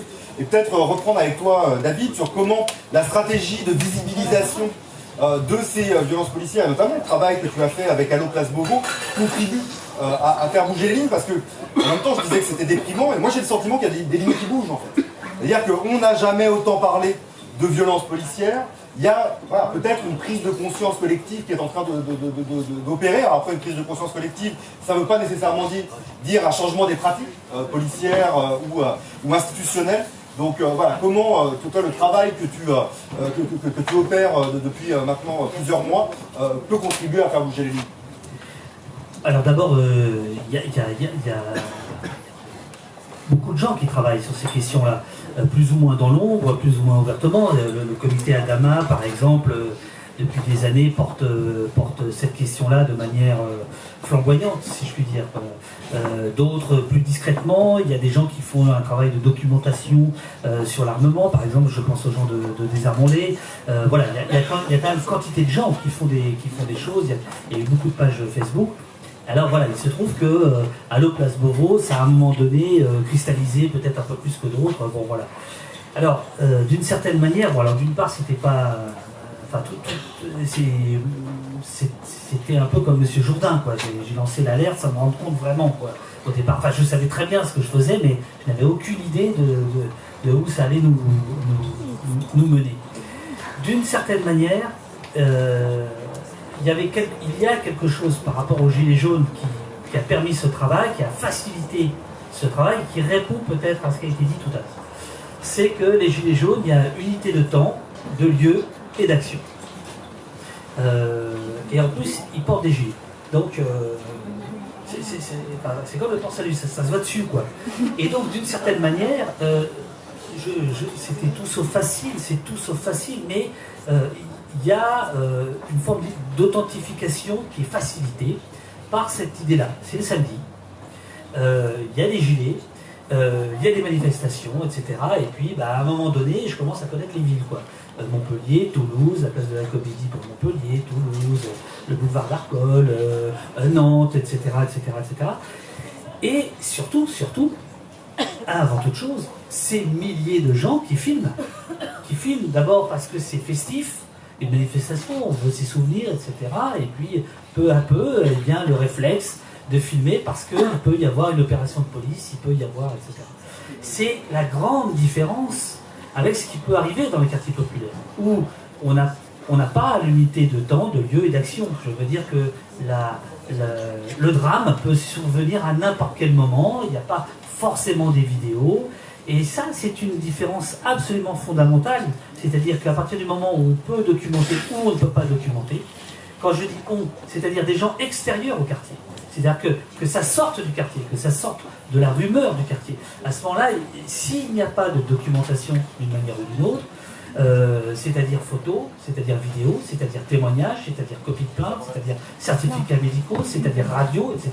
C'est très difficile pour ceux qui ne sont pas dans le quartier, médias ou pas, d'en parler. Il n'y a pas d'avocat, etc. Et d'ailleurs, quand il y a des images, les choses sortent quand même. Pas autant, mais elles sortent un petit peu. Donc on voit la différence. Et le cas, d'une certaine manière emblématique et plus que dramatique, c'est le cas de Cédric Chouviat. C'est-à-dire que, et là il y a un glissement, c'est-à-dire que voilà, on est en plein Paris, pas loin de la Tour Eiffel, il y a un contrôle de police, et il y a au moins 3 personnes qui filment. Il y a 5 ans, est-ce que ces 3 personnes auraient filmé?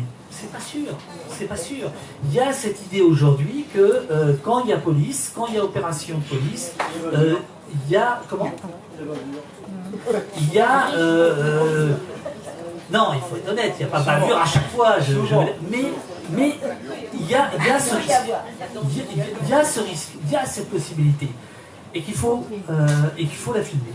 Et très clairement, sur Cédric Chouviat, donc ce livreur qui a été écrasé, fracture du larynx,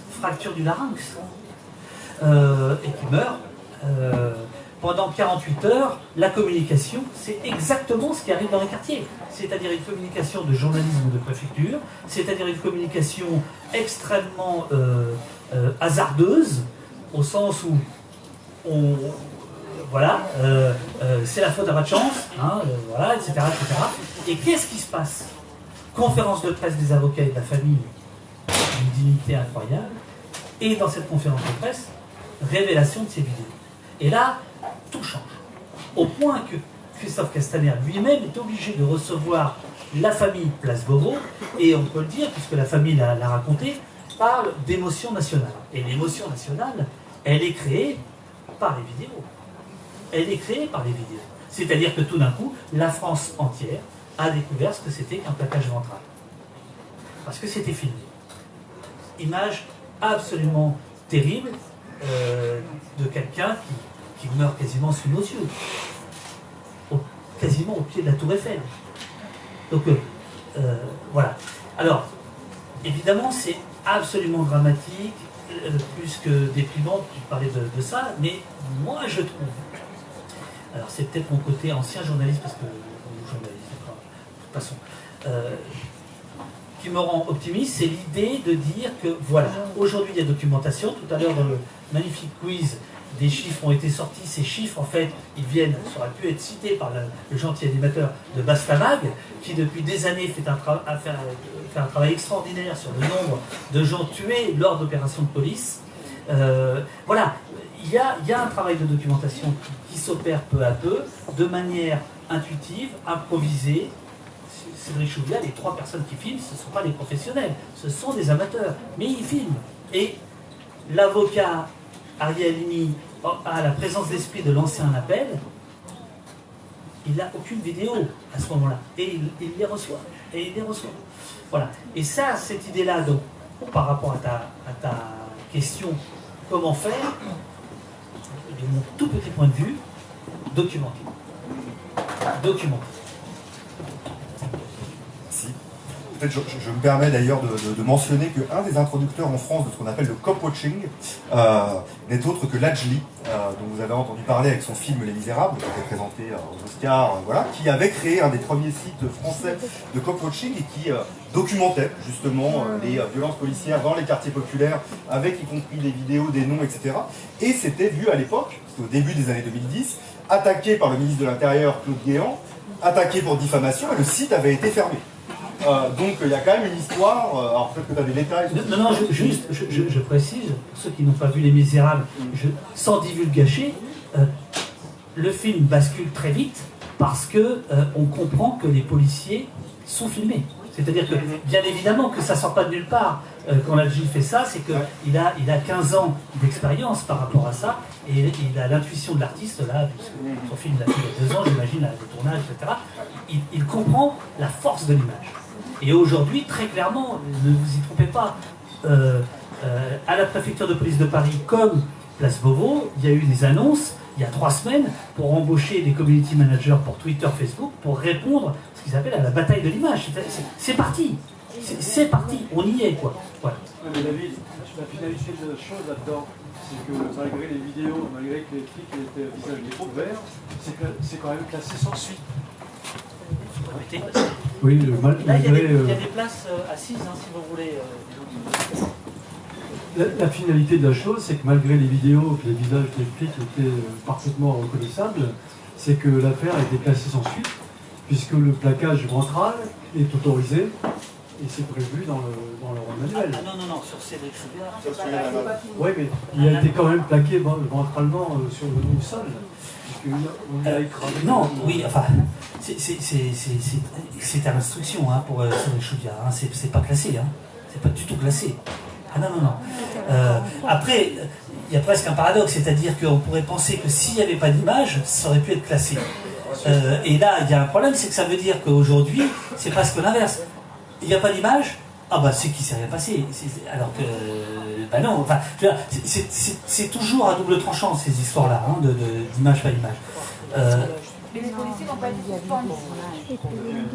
Les policiers n'ont pas été suspendus. Et ça, c'est ce que demandait notamment la famille de M. Chouviat. Demandait à ce que les policiers soient suspendus. Je voulais revenir sur ce que tu disais.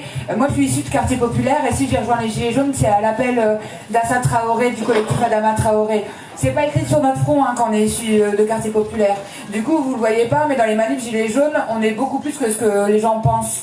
C'est juste qu'on le crie pas haut et fort. Moi, je suis issue de quartier populaire. Juste, on est gilets jaunes, comme tout le monde. Voilà, c'est tout. Allez-y, si vous voulez réagir les uns aux autres. Moi, je ne vais pas faire Monsieur Loyal toute la soirée. Mais bon, alors du coup, on va aussi ouvrir. Après, il y a le deuxième temps de la soirée. Moi, c'est vraiment. Je pense que ça vaut le coup qu'on discute de comment on fait, quoi. Comment on fait, comment vous faites à Amiens, et voilà, comment on riposte et comment on fait face, comment on s'organise collectivement, et comment on s'organise collectivement pour que les différentes victimes au fond de la violence d'État puissent se rassembler dans des espaces communs. Et vas-y, s'il y a aussi des réactions de la salle.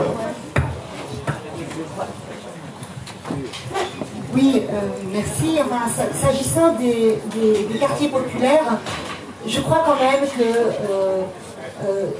y a quelque chose de l'ordre du repentir peut-être de la société et qu'il faudrait de la réconciliation. Avant de parler de qu'est-ce qu'il faut faire, je crois que dans le constat, il faudrait quand même dire qu'on a traité les quartiers populaires qui sont aussi principalement, ou là en tous les cas, où vivent également les personnes issues de la colonisation, et on a traité les quartiers populaires comme des quartiers de seconde zone, différemment, parce qu'on a traité en fait les enfants comme les pères, on les a maltraités.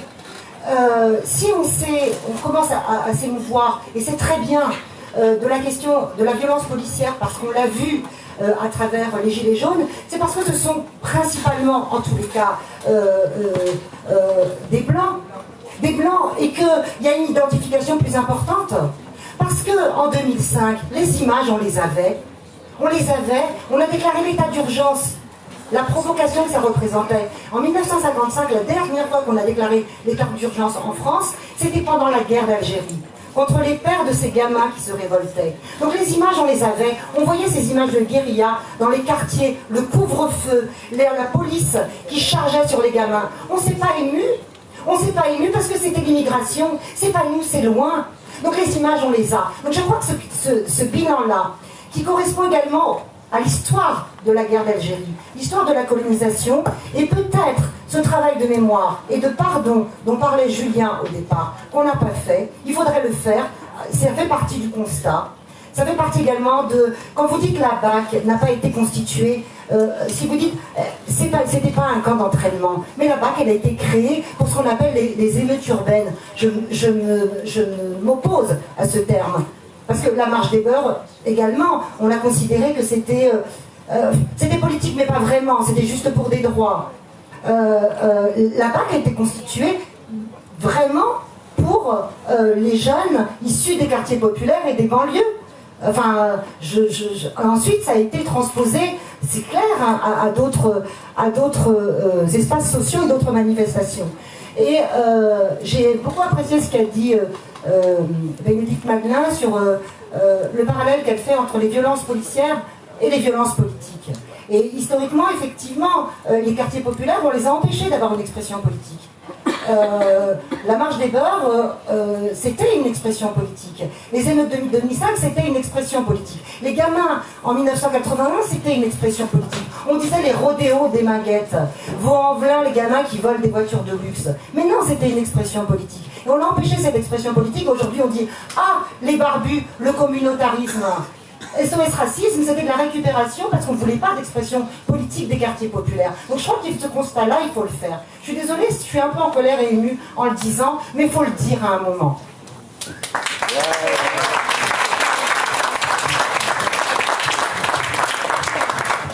Non, juste pour aller dans le même sens, c'est que au niveau de Passons-nous, on participe à un programme avec des chercheurs sur l'expression comment les jeunes des quartiers populaires vivent leur quartier. Et on a eu tout un débat avec un petit groupe de jeunes issus des quartiers, alors majoritairement de Seine-Saint-Denis, une quinzaine de jeunes sur la question des Gilets jaunes, qui a ensuite parti sur la question de l'engagement. Il était caractéristique de voir qu'il y avait trois jeunes qui n'étaient pas trois jeunes français, qui étaient français mais issus de la France diagonale, on va dire, je sais pas comment on peut s'appeler aujourd'hui, c'est très compliqué. Des blancs si vous voulez, mais bon voilà. C'est les trois seuls qui participaient au mouvement des Gilets jaunes. Et les autres le disaient très clairement. Ils étaient français aussi, ils étaient français simplement issus de parents qui avaient de nos anciennes colonies. Pardon. Et ils le disaient très clairement.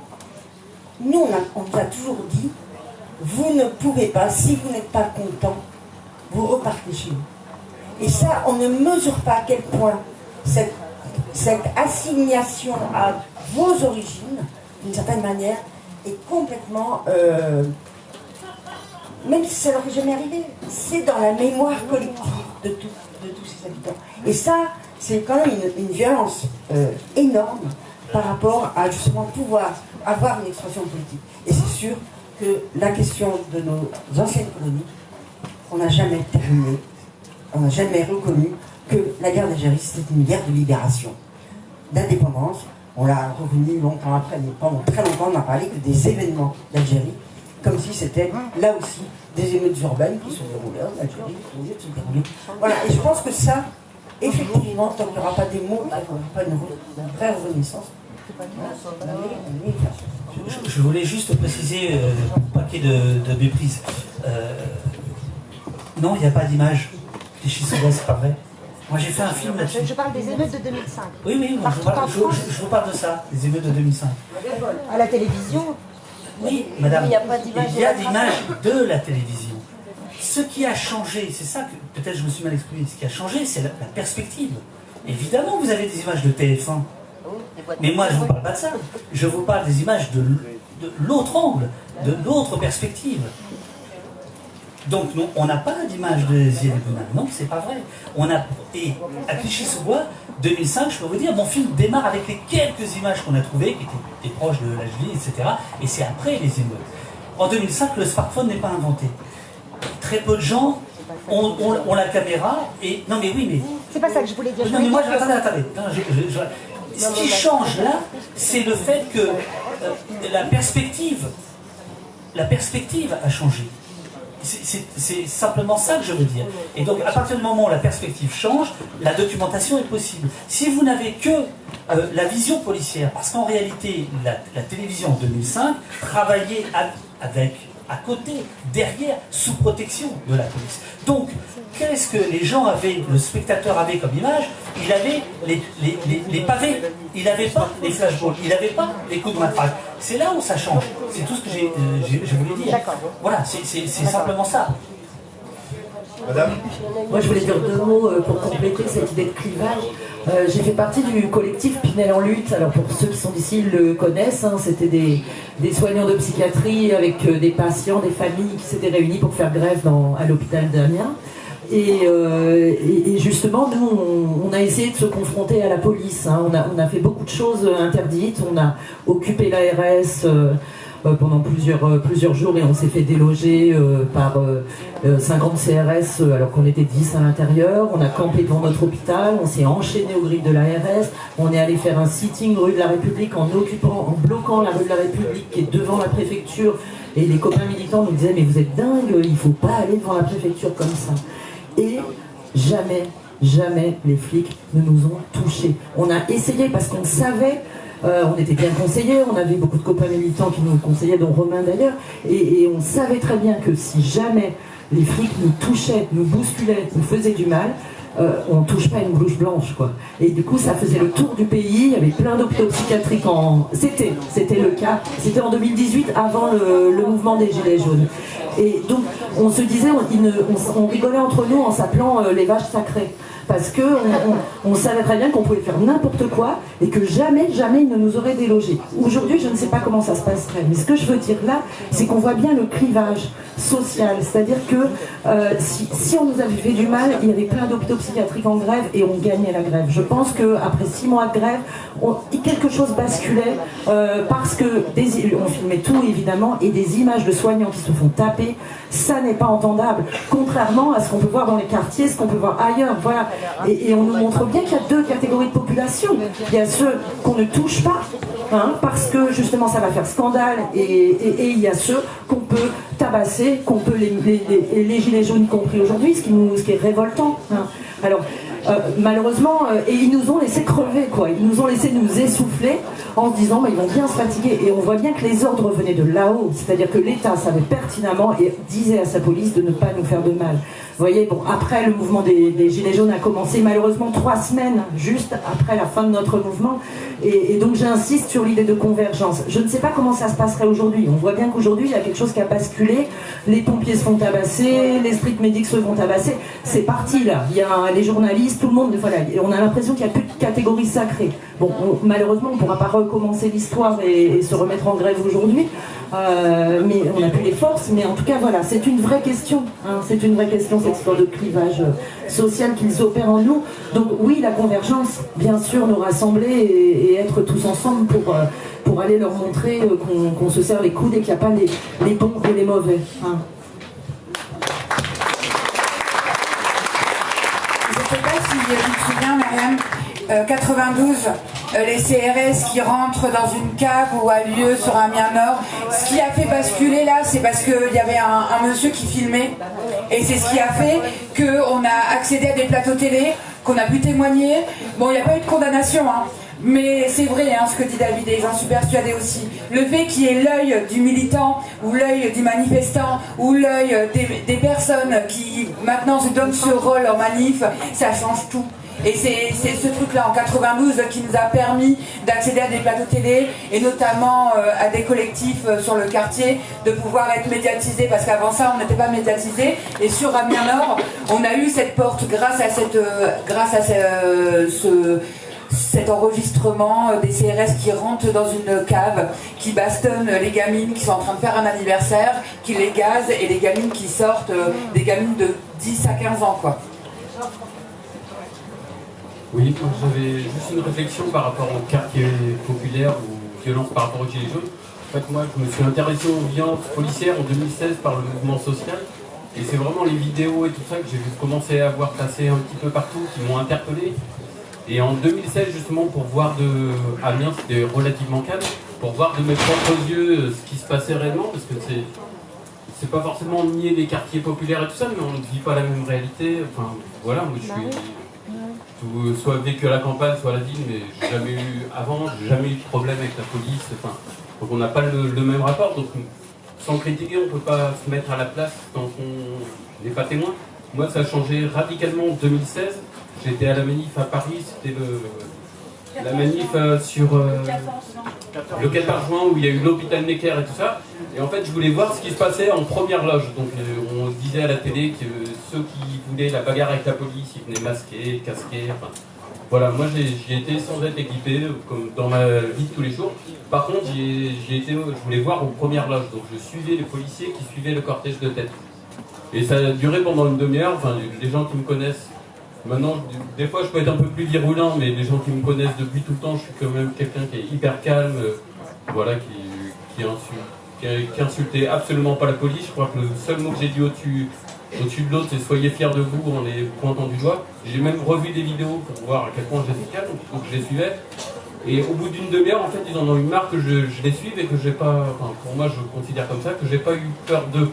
C'est-à-dire que je venais à 50 cm d'eux, puis quand ça chauffait un peu, je m'éloignais un peu, mais j'avais pas peur d'eux. Et j'ai retrouvé, par hasard, j'ai retrouvé aussi la vidéo où j'avais un policier qui est venu par derrière, me donner un grand coup de matraque. Enfin, j'ai eu 12 points de suture et tout ça, tombé au sol, et qui n'est pas un des policiers aussi. On peut se dire que c'est un individu qui débloque, ou il n'y a pas un policier qui m'a vu passer à côté. J'étais incapable de me mettre debout sur mes pieds, qui m'ait pris, et c'est les street medics qui ont pris soin de moi.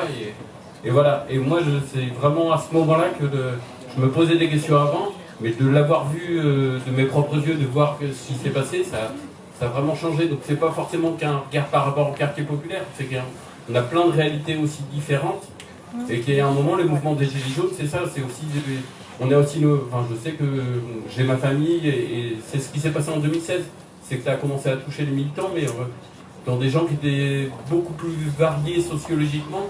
Donc ça a commencé à interpeller beaucoup plus de gens. Et les Gilets jaunes, c'est ça, c'est qu'il y a une variété de gens qui ont été atteints par les violences policières, donc ça questionne beaucoup plus. Et c'est pour ça qu'ils ne s'attaquaient pas aux soignants et tout ça, parce qu'ils savaient qu'il y a d'autres gens que ça touchait. Voilà. La question que Julien pose, c'est sur la convergence, peut-être aussi, moi je vais donner un peu quelques pistes ou propositions que l'on fait ou qu'on pourrait faire, peut-être aussi c'est bien que la salle participe aussi dans des idées de convergence ou interpelle les personnes sur comment faire ensemble. Je vais faire court parce que je connais quasiment tout le monde, donc c'est pas. L'idée c'est pas que Romain parle plus, genre qu'on se voit souvent, puis j'ai encore parlé de ma midi. C'est prévu demain dans le programme. Je pense qu'il y a aussi idéologiquement une méthode ou une posture, c'est Zaza parlait de Pinel en lutte. Ouais, je connais rien à la psychiatrie, je connaissais pas la lutte. Je pense qu'à un moment donné, la convergence, c'est d'aller voir ce qui se fait ailleurs, arriver timidement, discrètement, apprendre ce qui se passe sur le terrain de la lutte, et à un moment donné, voir comment on peut converger, faire des choses ensemble. Si on arrive en arrivant en disant il va se passer ça, on va faire ça, moi je pense que ça marche pas. C'est la même chose avec les camarades dans les quartiers populaires où souvent j'ai travaillé très longtemps dans les quartiers populaires, j'ai un petit peu habité, plus travaillé qu'habité. C'est arrivé aussi. Qu'est-ce qui se passe? Je m'intéresse, je la relais en dehors du quartier populaire, en centre-ville, dans mes propres réseaux militants, parce que je ne suis pas issu d'un quartier populaire. Je pense que déjà il y a l'information via le média, le téléphone, quand il y a des violences très graves, et ça c'est très réactif, il faut le diffuser tout de suite. Et après il y a aussi faire sortir ce qui se passe dans le quartier, dans nos propres réseaux militants. C'est quand Mélanie dit les Gilets jaunes sont allés tu y es allé à Paris, enfin c'était pas Paris, c'était à Beaumont, sur une marche organisée par le collectif Adama Traoré. Vous êtes allés, vous êtes intéressés, vous avez créé du contact, il s'est passé quelque chose. C'est comme ça que j'ai connu Bénédicte, c'est comme ça que j'ai connu les camarades des Touvis. On n'est pas là pour politiser des gens dans les quartiers populaires, ça c'est aussi du mépris de classe et du mépris qu'on peut entendre aussi dans des structures militantes dites celles du centre-ville, et j'en fais partie. Vous voyez très bien, parce qu'il faut aller politiser les quartiers populaires, c'est ce que j'entendais des camarades de Nuit Debout, et j'étais aussi dans Nuit Debout, il faut à tout prix que les quartiers viennent avec nous. Je pense qu'il faut d'abord dans les quartiers y aller de manière très simple, on y vit, on y participe, sans une intention d'en faire des révolutionnaires, sachant qu'on a aussi, nous, on a besoin d'apprendre de ce qui s'est passé en 2005. Moi en 2005 je travaillais à Garges-les-Gonesse, donc j'ai bien suivi ce qui est passé à Garges-les-Gonesse. Effectivement, le média, j'étais à côté, à Garges, il n'y a rien qui est sorti, pourtant j'étais à Garges-les-Gonesse, enfin il y a très peu d'éléments qui est sorti, donc notre boulot c'est de faire sortir l'information. Après nous, la boîte sans projet, on a un lieu où est-ce qu'on peut accueillir des collectifs militants, et déjà voir un lieu où les gens se réunissent, quand on est des militants, on galère au niveau des locaux, au niveau des municipalités, c'est pouvoir mettre à disposition des espaces. Le mouvement syndical, et là je sais que Sud le fait souvent, Sud Solidaire, c'est mettre à disposition ses locaux. La CGT pourrait le faire, il y avait des bourses du travail, on en parlait dans la voiture, une bourse de travail il y a quelques jours, il y avait 300-400 personnes. C'est nos espaces qu'il faut ouvrir en collectif, quand on a les moyens d'avoir des locaux pour les mettre à disposition. Et aussi dans notre propre lutte, c'est pas se tromper d'adversaire, c'est pas forcément toujours entre nous, c'est celui qui va faire le mieux dans nos pratiques, ça c'est ignorable, même si après on a le droit de pas être d'accord sur la stratégie, mais le vrai problème c'est le capitalisme, c'est les violences policières, c'est les violences d'État, c'est les violences institutionnelles. Moi j'ai beaucoup apprécié Aboubacar Gaye, quand je suis allé écouter ce qu'il a raconté, et vous étiez quasiment tous présents, Bénédicte, Julien et David, qui dit à un moment donné la police elle est responsable, bien évidemment, mais c'est une violence institutionnelle, donc c'est aussi interpellant nos élus. Je trouve qu'à Amiens nous avons des députés En Marche, pour pas la nommer, je le fais, je me suis déprendre avec elle en 2018 où je me suis fait arrêter, c'est Barbara Pompili, c'est comme eux les marcheurs qui font les lois, derrière la police elle exécute. Je trouve qu'on est un peu trop sympathique avec nos élus, on n'est pas sympathique avec la police, et c'est normal par rapport à ce qui se passe. Les élus locaux au département, là on a une mairie, Brigitte Fourré, je sais qu'il y a les camarades Damien Célotien qui se battent contre Brigitte Fourré pour la prochaine élection municipale. Je les ai vus dans la salle. Brigitte Fourré, c'est quand même le logo En Marche. Si on martèle pas qu'elle a le logo En Marche et qu'elle est aussi dans le système des violences policières parce qu'elle cautionne ce qui se passe à l'Assemblée nationale, on a un travail de pédagogie aussi à faire vis-à-vis de l'opinion publique, des habitants d'Amiens. Enfin, je pense qu'il y a des choses que l'on ne fait pas suffisamment. Avant de partir à la guerre urbaine, il y a aussi ce travail d'affaires, je pense. Moi je voulais dire sur la question de qu'est-ce qu'on peut faire ensemble et tout, déjà merci pour cette initiative de ce soir, parce que je pense que c'est des espaces communs en fait de rencontres et de discussions qui manquent, et voilà, ce soir c'est une belle occasion. Au niveau national il y a des initiatives solidaires, y participent, qui se sont montées face à l'augmentation de la répression policière et judiciaire du mouvement social, notamment au printemps dernier il y avait une journée qui a été organisée sur le thème de ripostons, comment riposter à l'autoritarisme. J'ai trouvé intéressante la question de Julien, de se dire effectivement la répression, les violences policières et toute la répression judiciaire qui s'ensuit, c'est un outil des dominants pour casser nos luttes, parce que ça mobilise une énergie considérable, y compris en termes financiers, pour défendre les camarades, mais en même temps voilà, ça crée des espaces aujourd'hui comme ceux-ci, des espaces de débat, et je pense que c'est ça qu'il faut qu'on pérennise et qu'on puisse multiplier dans l'avenir. Et sur Amiens, depuis le mouvement des Gilets jaunes, ce qu'on peut se dire en tout cas, c'est que au niveau syndical, ça a beaucoup, forcément, ça a beaucoup remué, mais que sur Amiens, très très rapidement, il y a eu une convergence qui s'est quand même organisée Enfin, au sein de Solidaire, on a été à l'initiative de la première intersyndicale après le 17 novembre pour essayer de voir comment on pouvait faire ensemble pour aller aussi sur les manifestations et puis faire ensemble, justement, converger. Et donc très rapidement, dès le 1er décembre, et ensuite le 8 décembre, il y a eu des appels unitaires, organisations syndicales et partis politiques et associations pour aller manifester toutes et tous ensemble le samedi. Donc il y a des espaces de convergence et de rencontres possibles, et la soirée de ce soir en est aussi un exemple et un aboutissement. Donc merci. Moi juste, je voulais compléter un petit peu le témoignage de Mélanie en 94 rue Fafé, vu que j'habitais là-bas. Et en fait, ce qui s'est passé, je reviens, c'est par rapport à l'image. Quand il y a eu cette histoire-là, les premières choses qui ont été dites, c'était que c'était les gens du quartier qui créaient des problèmes, etc. Et heureusement qu'il y avait ce monsieur-là. À l'époque, il n'y avait pas de smartphone du tout. Même.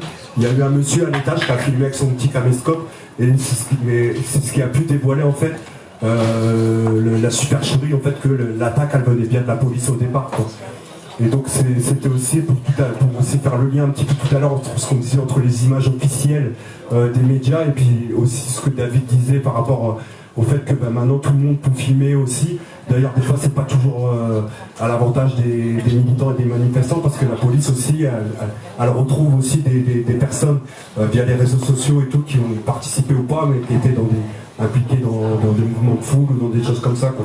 Mais voilà, c'était juste pour compléter un peu ton témoignage, Mélanie, parce qu'il y a eu en 94 des émeutes à Amiens-Nord qui ont été déclenchées à cause de cette histoire-là. Et au départ, c'était encore une histoire de délinquants, alors que c'était des jeunes filles qui faisaient une boum en bas.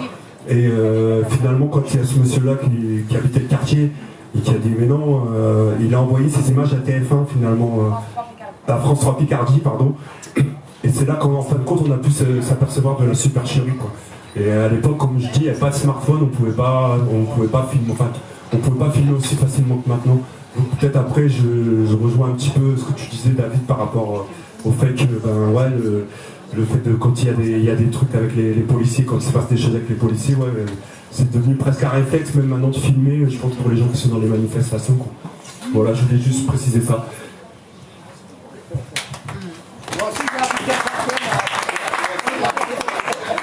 Oui, bonsoir. Non, c'était juste pour... Je pense que c'est important quand même par rapport aux violences policières qu'on vit effectivement de façon insupportable depuis 2-3 ans. Depuis Macron, d'une certaine manière, quand même. Avant ça existait, mais là ça existe plus. Et je pense que c'est lié à une volonté politique. C'est lié à une volonté politique, c'est-à-dire qu'on nous a imposé la loi travail, on nous a imposé la loi sur les lycées, la transformation du bac, la loi sur les retraites. Ils imposent ça à coup de flic. C'est-à-dire qu'il faut toujours quand même avoir ça, à mon avis, dans la tête, c'est qu'ils essayent de passer avec les flics, en envoyant les flics, quoi. Et donc, c'est très politique, en réalité, la violence policière. C'est très politique.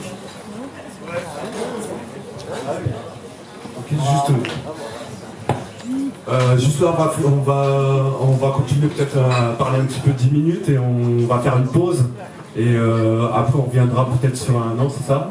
Et après, peut-être, on reviendra un peu plus avec un peu plus d'échanges avec le public. Donc, on vous rend la parole. On vous laisse 10 petites minutes. Voilà, faut que les gens peuvent compléter. Alors, du coup, oui, c'est éminemment politique. Je pense qu'on l'a tous dit. Et effectivement, de toute façon, les policiers, c'est que le bras armé de l'État, en fait. Donc, ils appliquent ce qu'on leur demande d'appliquer. Après, il y a toujours des brebis galeuses, etc., qui en surjouent. C'était les cow-boys, les casques pointus. Voilà, les cow-boys. Nous, dans les quartiers, on connaissait plus les cow-boys. Et le film de l'Alger montre très bien. Après, moi, je voulais aussi revenir sur la question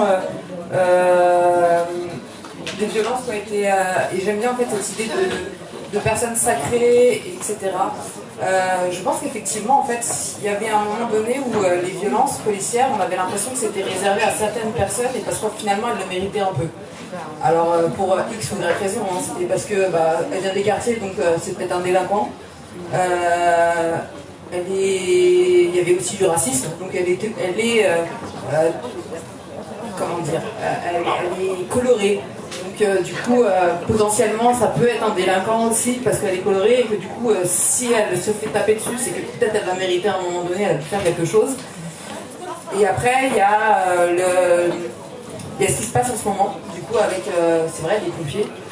Je pense que là, les pompiers, ça a quand même été le grand moment, le grand renversement, bouleversement, parce que on touche pas à un pompier, normalement. Les pompiers, ce sont des sauveurs. La police qui tabasse des pompiers, c'est quand même le grand basculement, je pense, qui va faire le plus, enfin, qui a fait le plus mal à la police elle-même. Après, je pense que c'est aussi à nous, pour revenir sur la question de la convergence, de faire attention à ce qu'il n'y ait pas du coup quelque chose à deux vitesses qui se crée. C'est-à-dire qu'on finisse par faire nous-mêmes des catégories entre nous en disant là on tape sur un banlieusard gilet jaune, peut-être qu'il l'a cherché, celui-ci c'est un gilet jaune, peut-être qu'il l'a un peu moins cherché, et puis là c'est un gilet jaune pompier, alors lui il l'avait carrément pas cherché. Et je pense en fait à un moment donné, il faut aussi que nous on fasse attention à ce qu'on dit, à comment on le dit, et qu'on se rend compte que finalement la violence elle existe. Et en fait, à aucun moment il faut rentrer dans le jeu de la légitimisation de cette violence policière en fait. Cette violence elle est juste illégitime et elle est illégitime pour tout le monde. Et en fait, je pense qu'une fois qu'on en a fait l'expérience, on le sait, mais après il faut aussi, et je rejoins ce que disait Romain, c'est aussi le transmettre. C'est-à-dire que moi j'entends encore beaucoup trop souvent, et y compris sur les jeunes, quand on demande aux jeunes pourquoi ils y vont pas. Moi j'ai déjà un jeune qui m'a dit t'es mignonne, t'as vu ma gueule. Déjà que je me fais contrôler juste en sortant du RER, alors si en plus je mets un gilet jaune, toi tu peux passer tranquille, hein, moi je vais me faire défoncer. Et je pense qu'il n'a pas tort en fait, il a pas tort. Et en fait c'est aussi à nous tous de faire en sorte qu'il n'y ait pas cette... Alors avant nous on parlait de double vitesse, de justice à double vitesse dans les quartiers. Faut pas qu'il y ait cette justice à triple vitesse, à quadruple vitesse, où on se hiérarchise en fait. C'est-à-dire que la violence, elle est illégitime de la part de la police.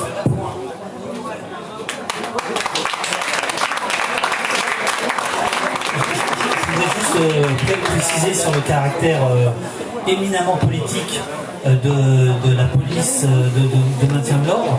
C'est d'ailleurs la raison pour laquelle moi je disais allô place, enfin je dis allô place Beauvau, c'est-à-dire allô la politique et non pas allô la police nationale. Un exemple tout bête, nulle part au monde il y a de préfecture de police comme à Paris. Ça a été inventé par Napoléon. Napoléon savait que le petit peuple de Paris, par extension le peuple français, aimait bien se révolter. Et donc depuis 200 ans, il y a cet état dans l'état qui est la préfecture de police. Et le préfet de police ne rend pas de compte au patron de la police, mais directement au ministre, qui le nomme, lequel ministre rend des comptes au président. Donc on est effectivement dans quelque chose d'éminemment politique. C'est probablement avec l'antiterrorisme, on pourrait en parler, mais la police la plus politique. C'est bien la raison pour laquelle, en fait, quand on parle de police, on parle de politique. Et d'ailleurs, c'est pas pour rien que le mot, c'est la même racine, c'est police, c'est la ville. Donc on parle des quartiers.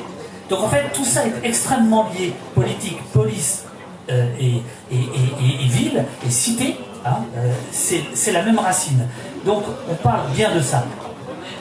J'ai souvenir de, je ne sais pas ce que vous pensiez de Claude Dillin, moi j'aimais beaucoup ce monsieur.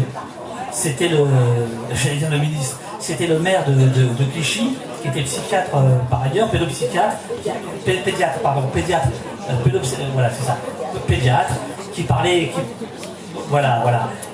Et je me souviens de lui en 2007, c'est-à-dire 2 ans après les émeutes, non pas effondré, mais vraiment déprimé.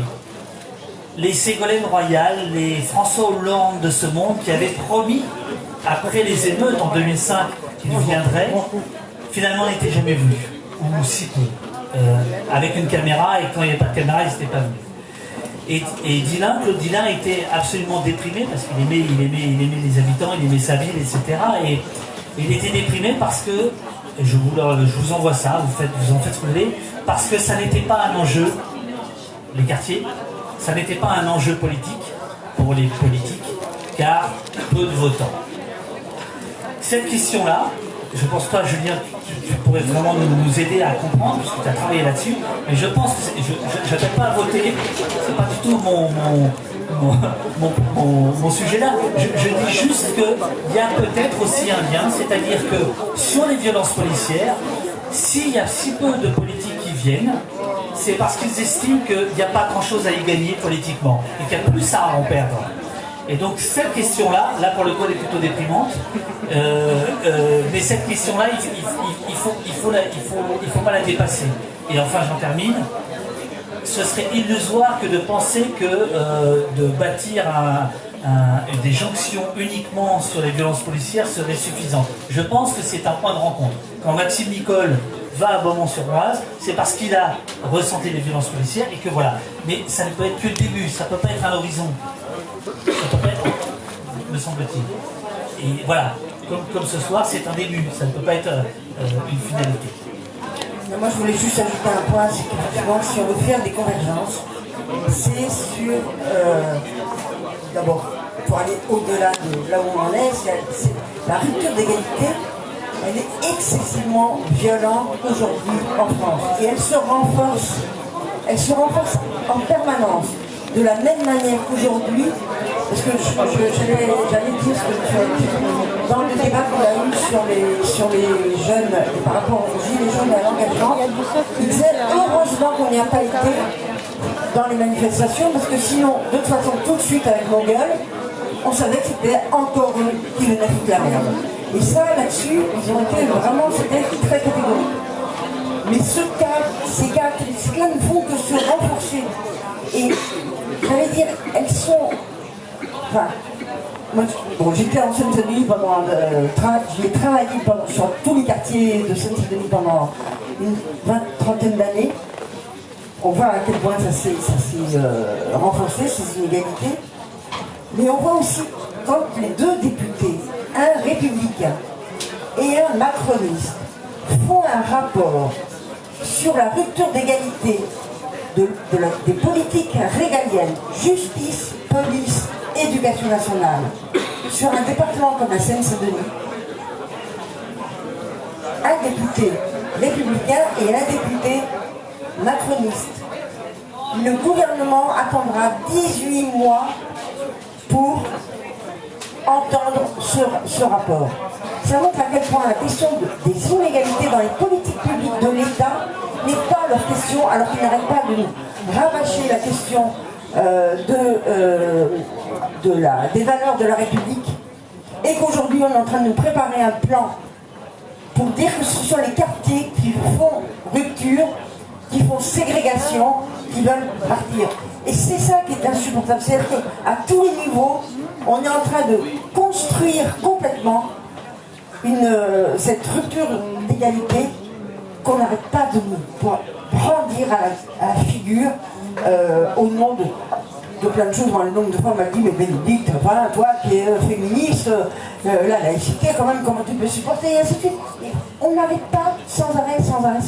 Ce sont eux les responsables dans les quartiers. S'il n'y a pas d'égalité, ce sont eux qui sont responsables parce qu'ils ne sont pas comme on voudrait qu'ils soient. Et ça, je pense que là-dessus, il y a des convergences à construire parce qu'il y a urgence, mais urgence, extrême urgence, à aller vers plus d'égalité.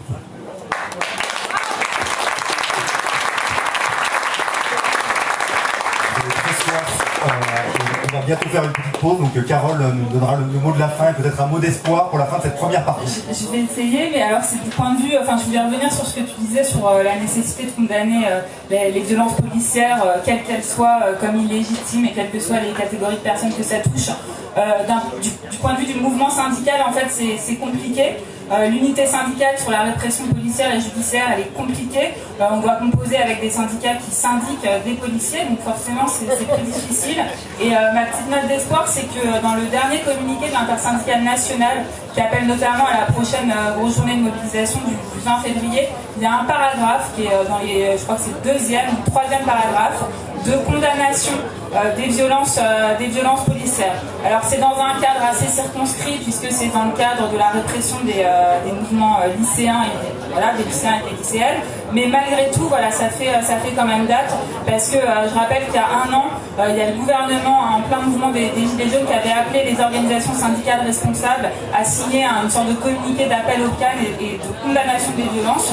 L'Union syndicale solidaire avait refusé de signer, mais voilà, il y a quand même des choses qui bougent et là, dans le dernier communiqué, voilà, il y a une condamnation des violences policières. C'était ma petite note d'espoir. Et puis on reprend pour réfléchir un peu aux perspectives et à ce qu'on fait maintenant, quoi. C'est ça, voilà, un petit quart d'heure, vous pouvez aller manger à l'extérieur.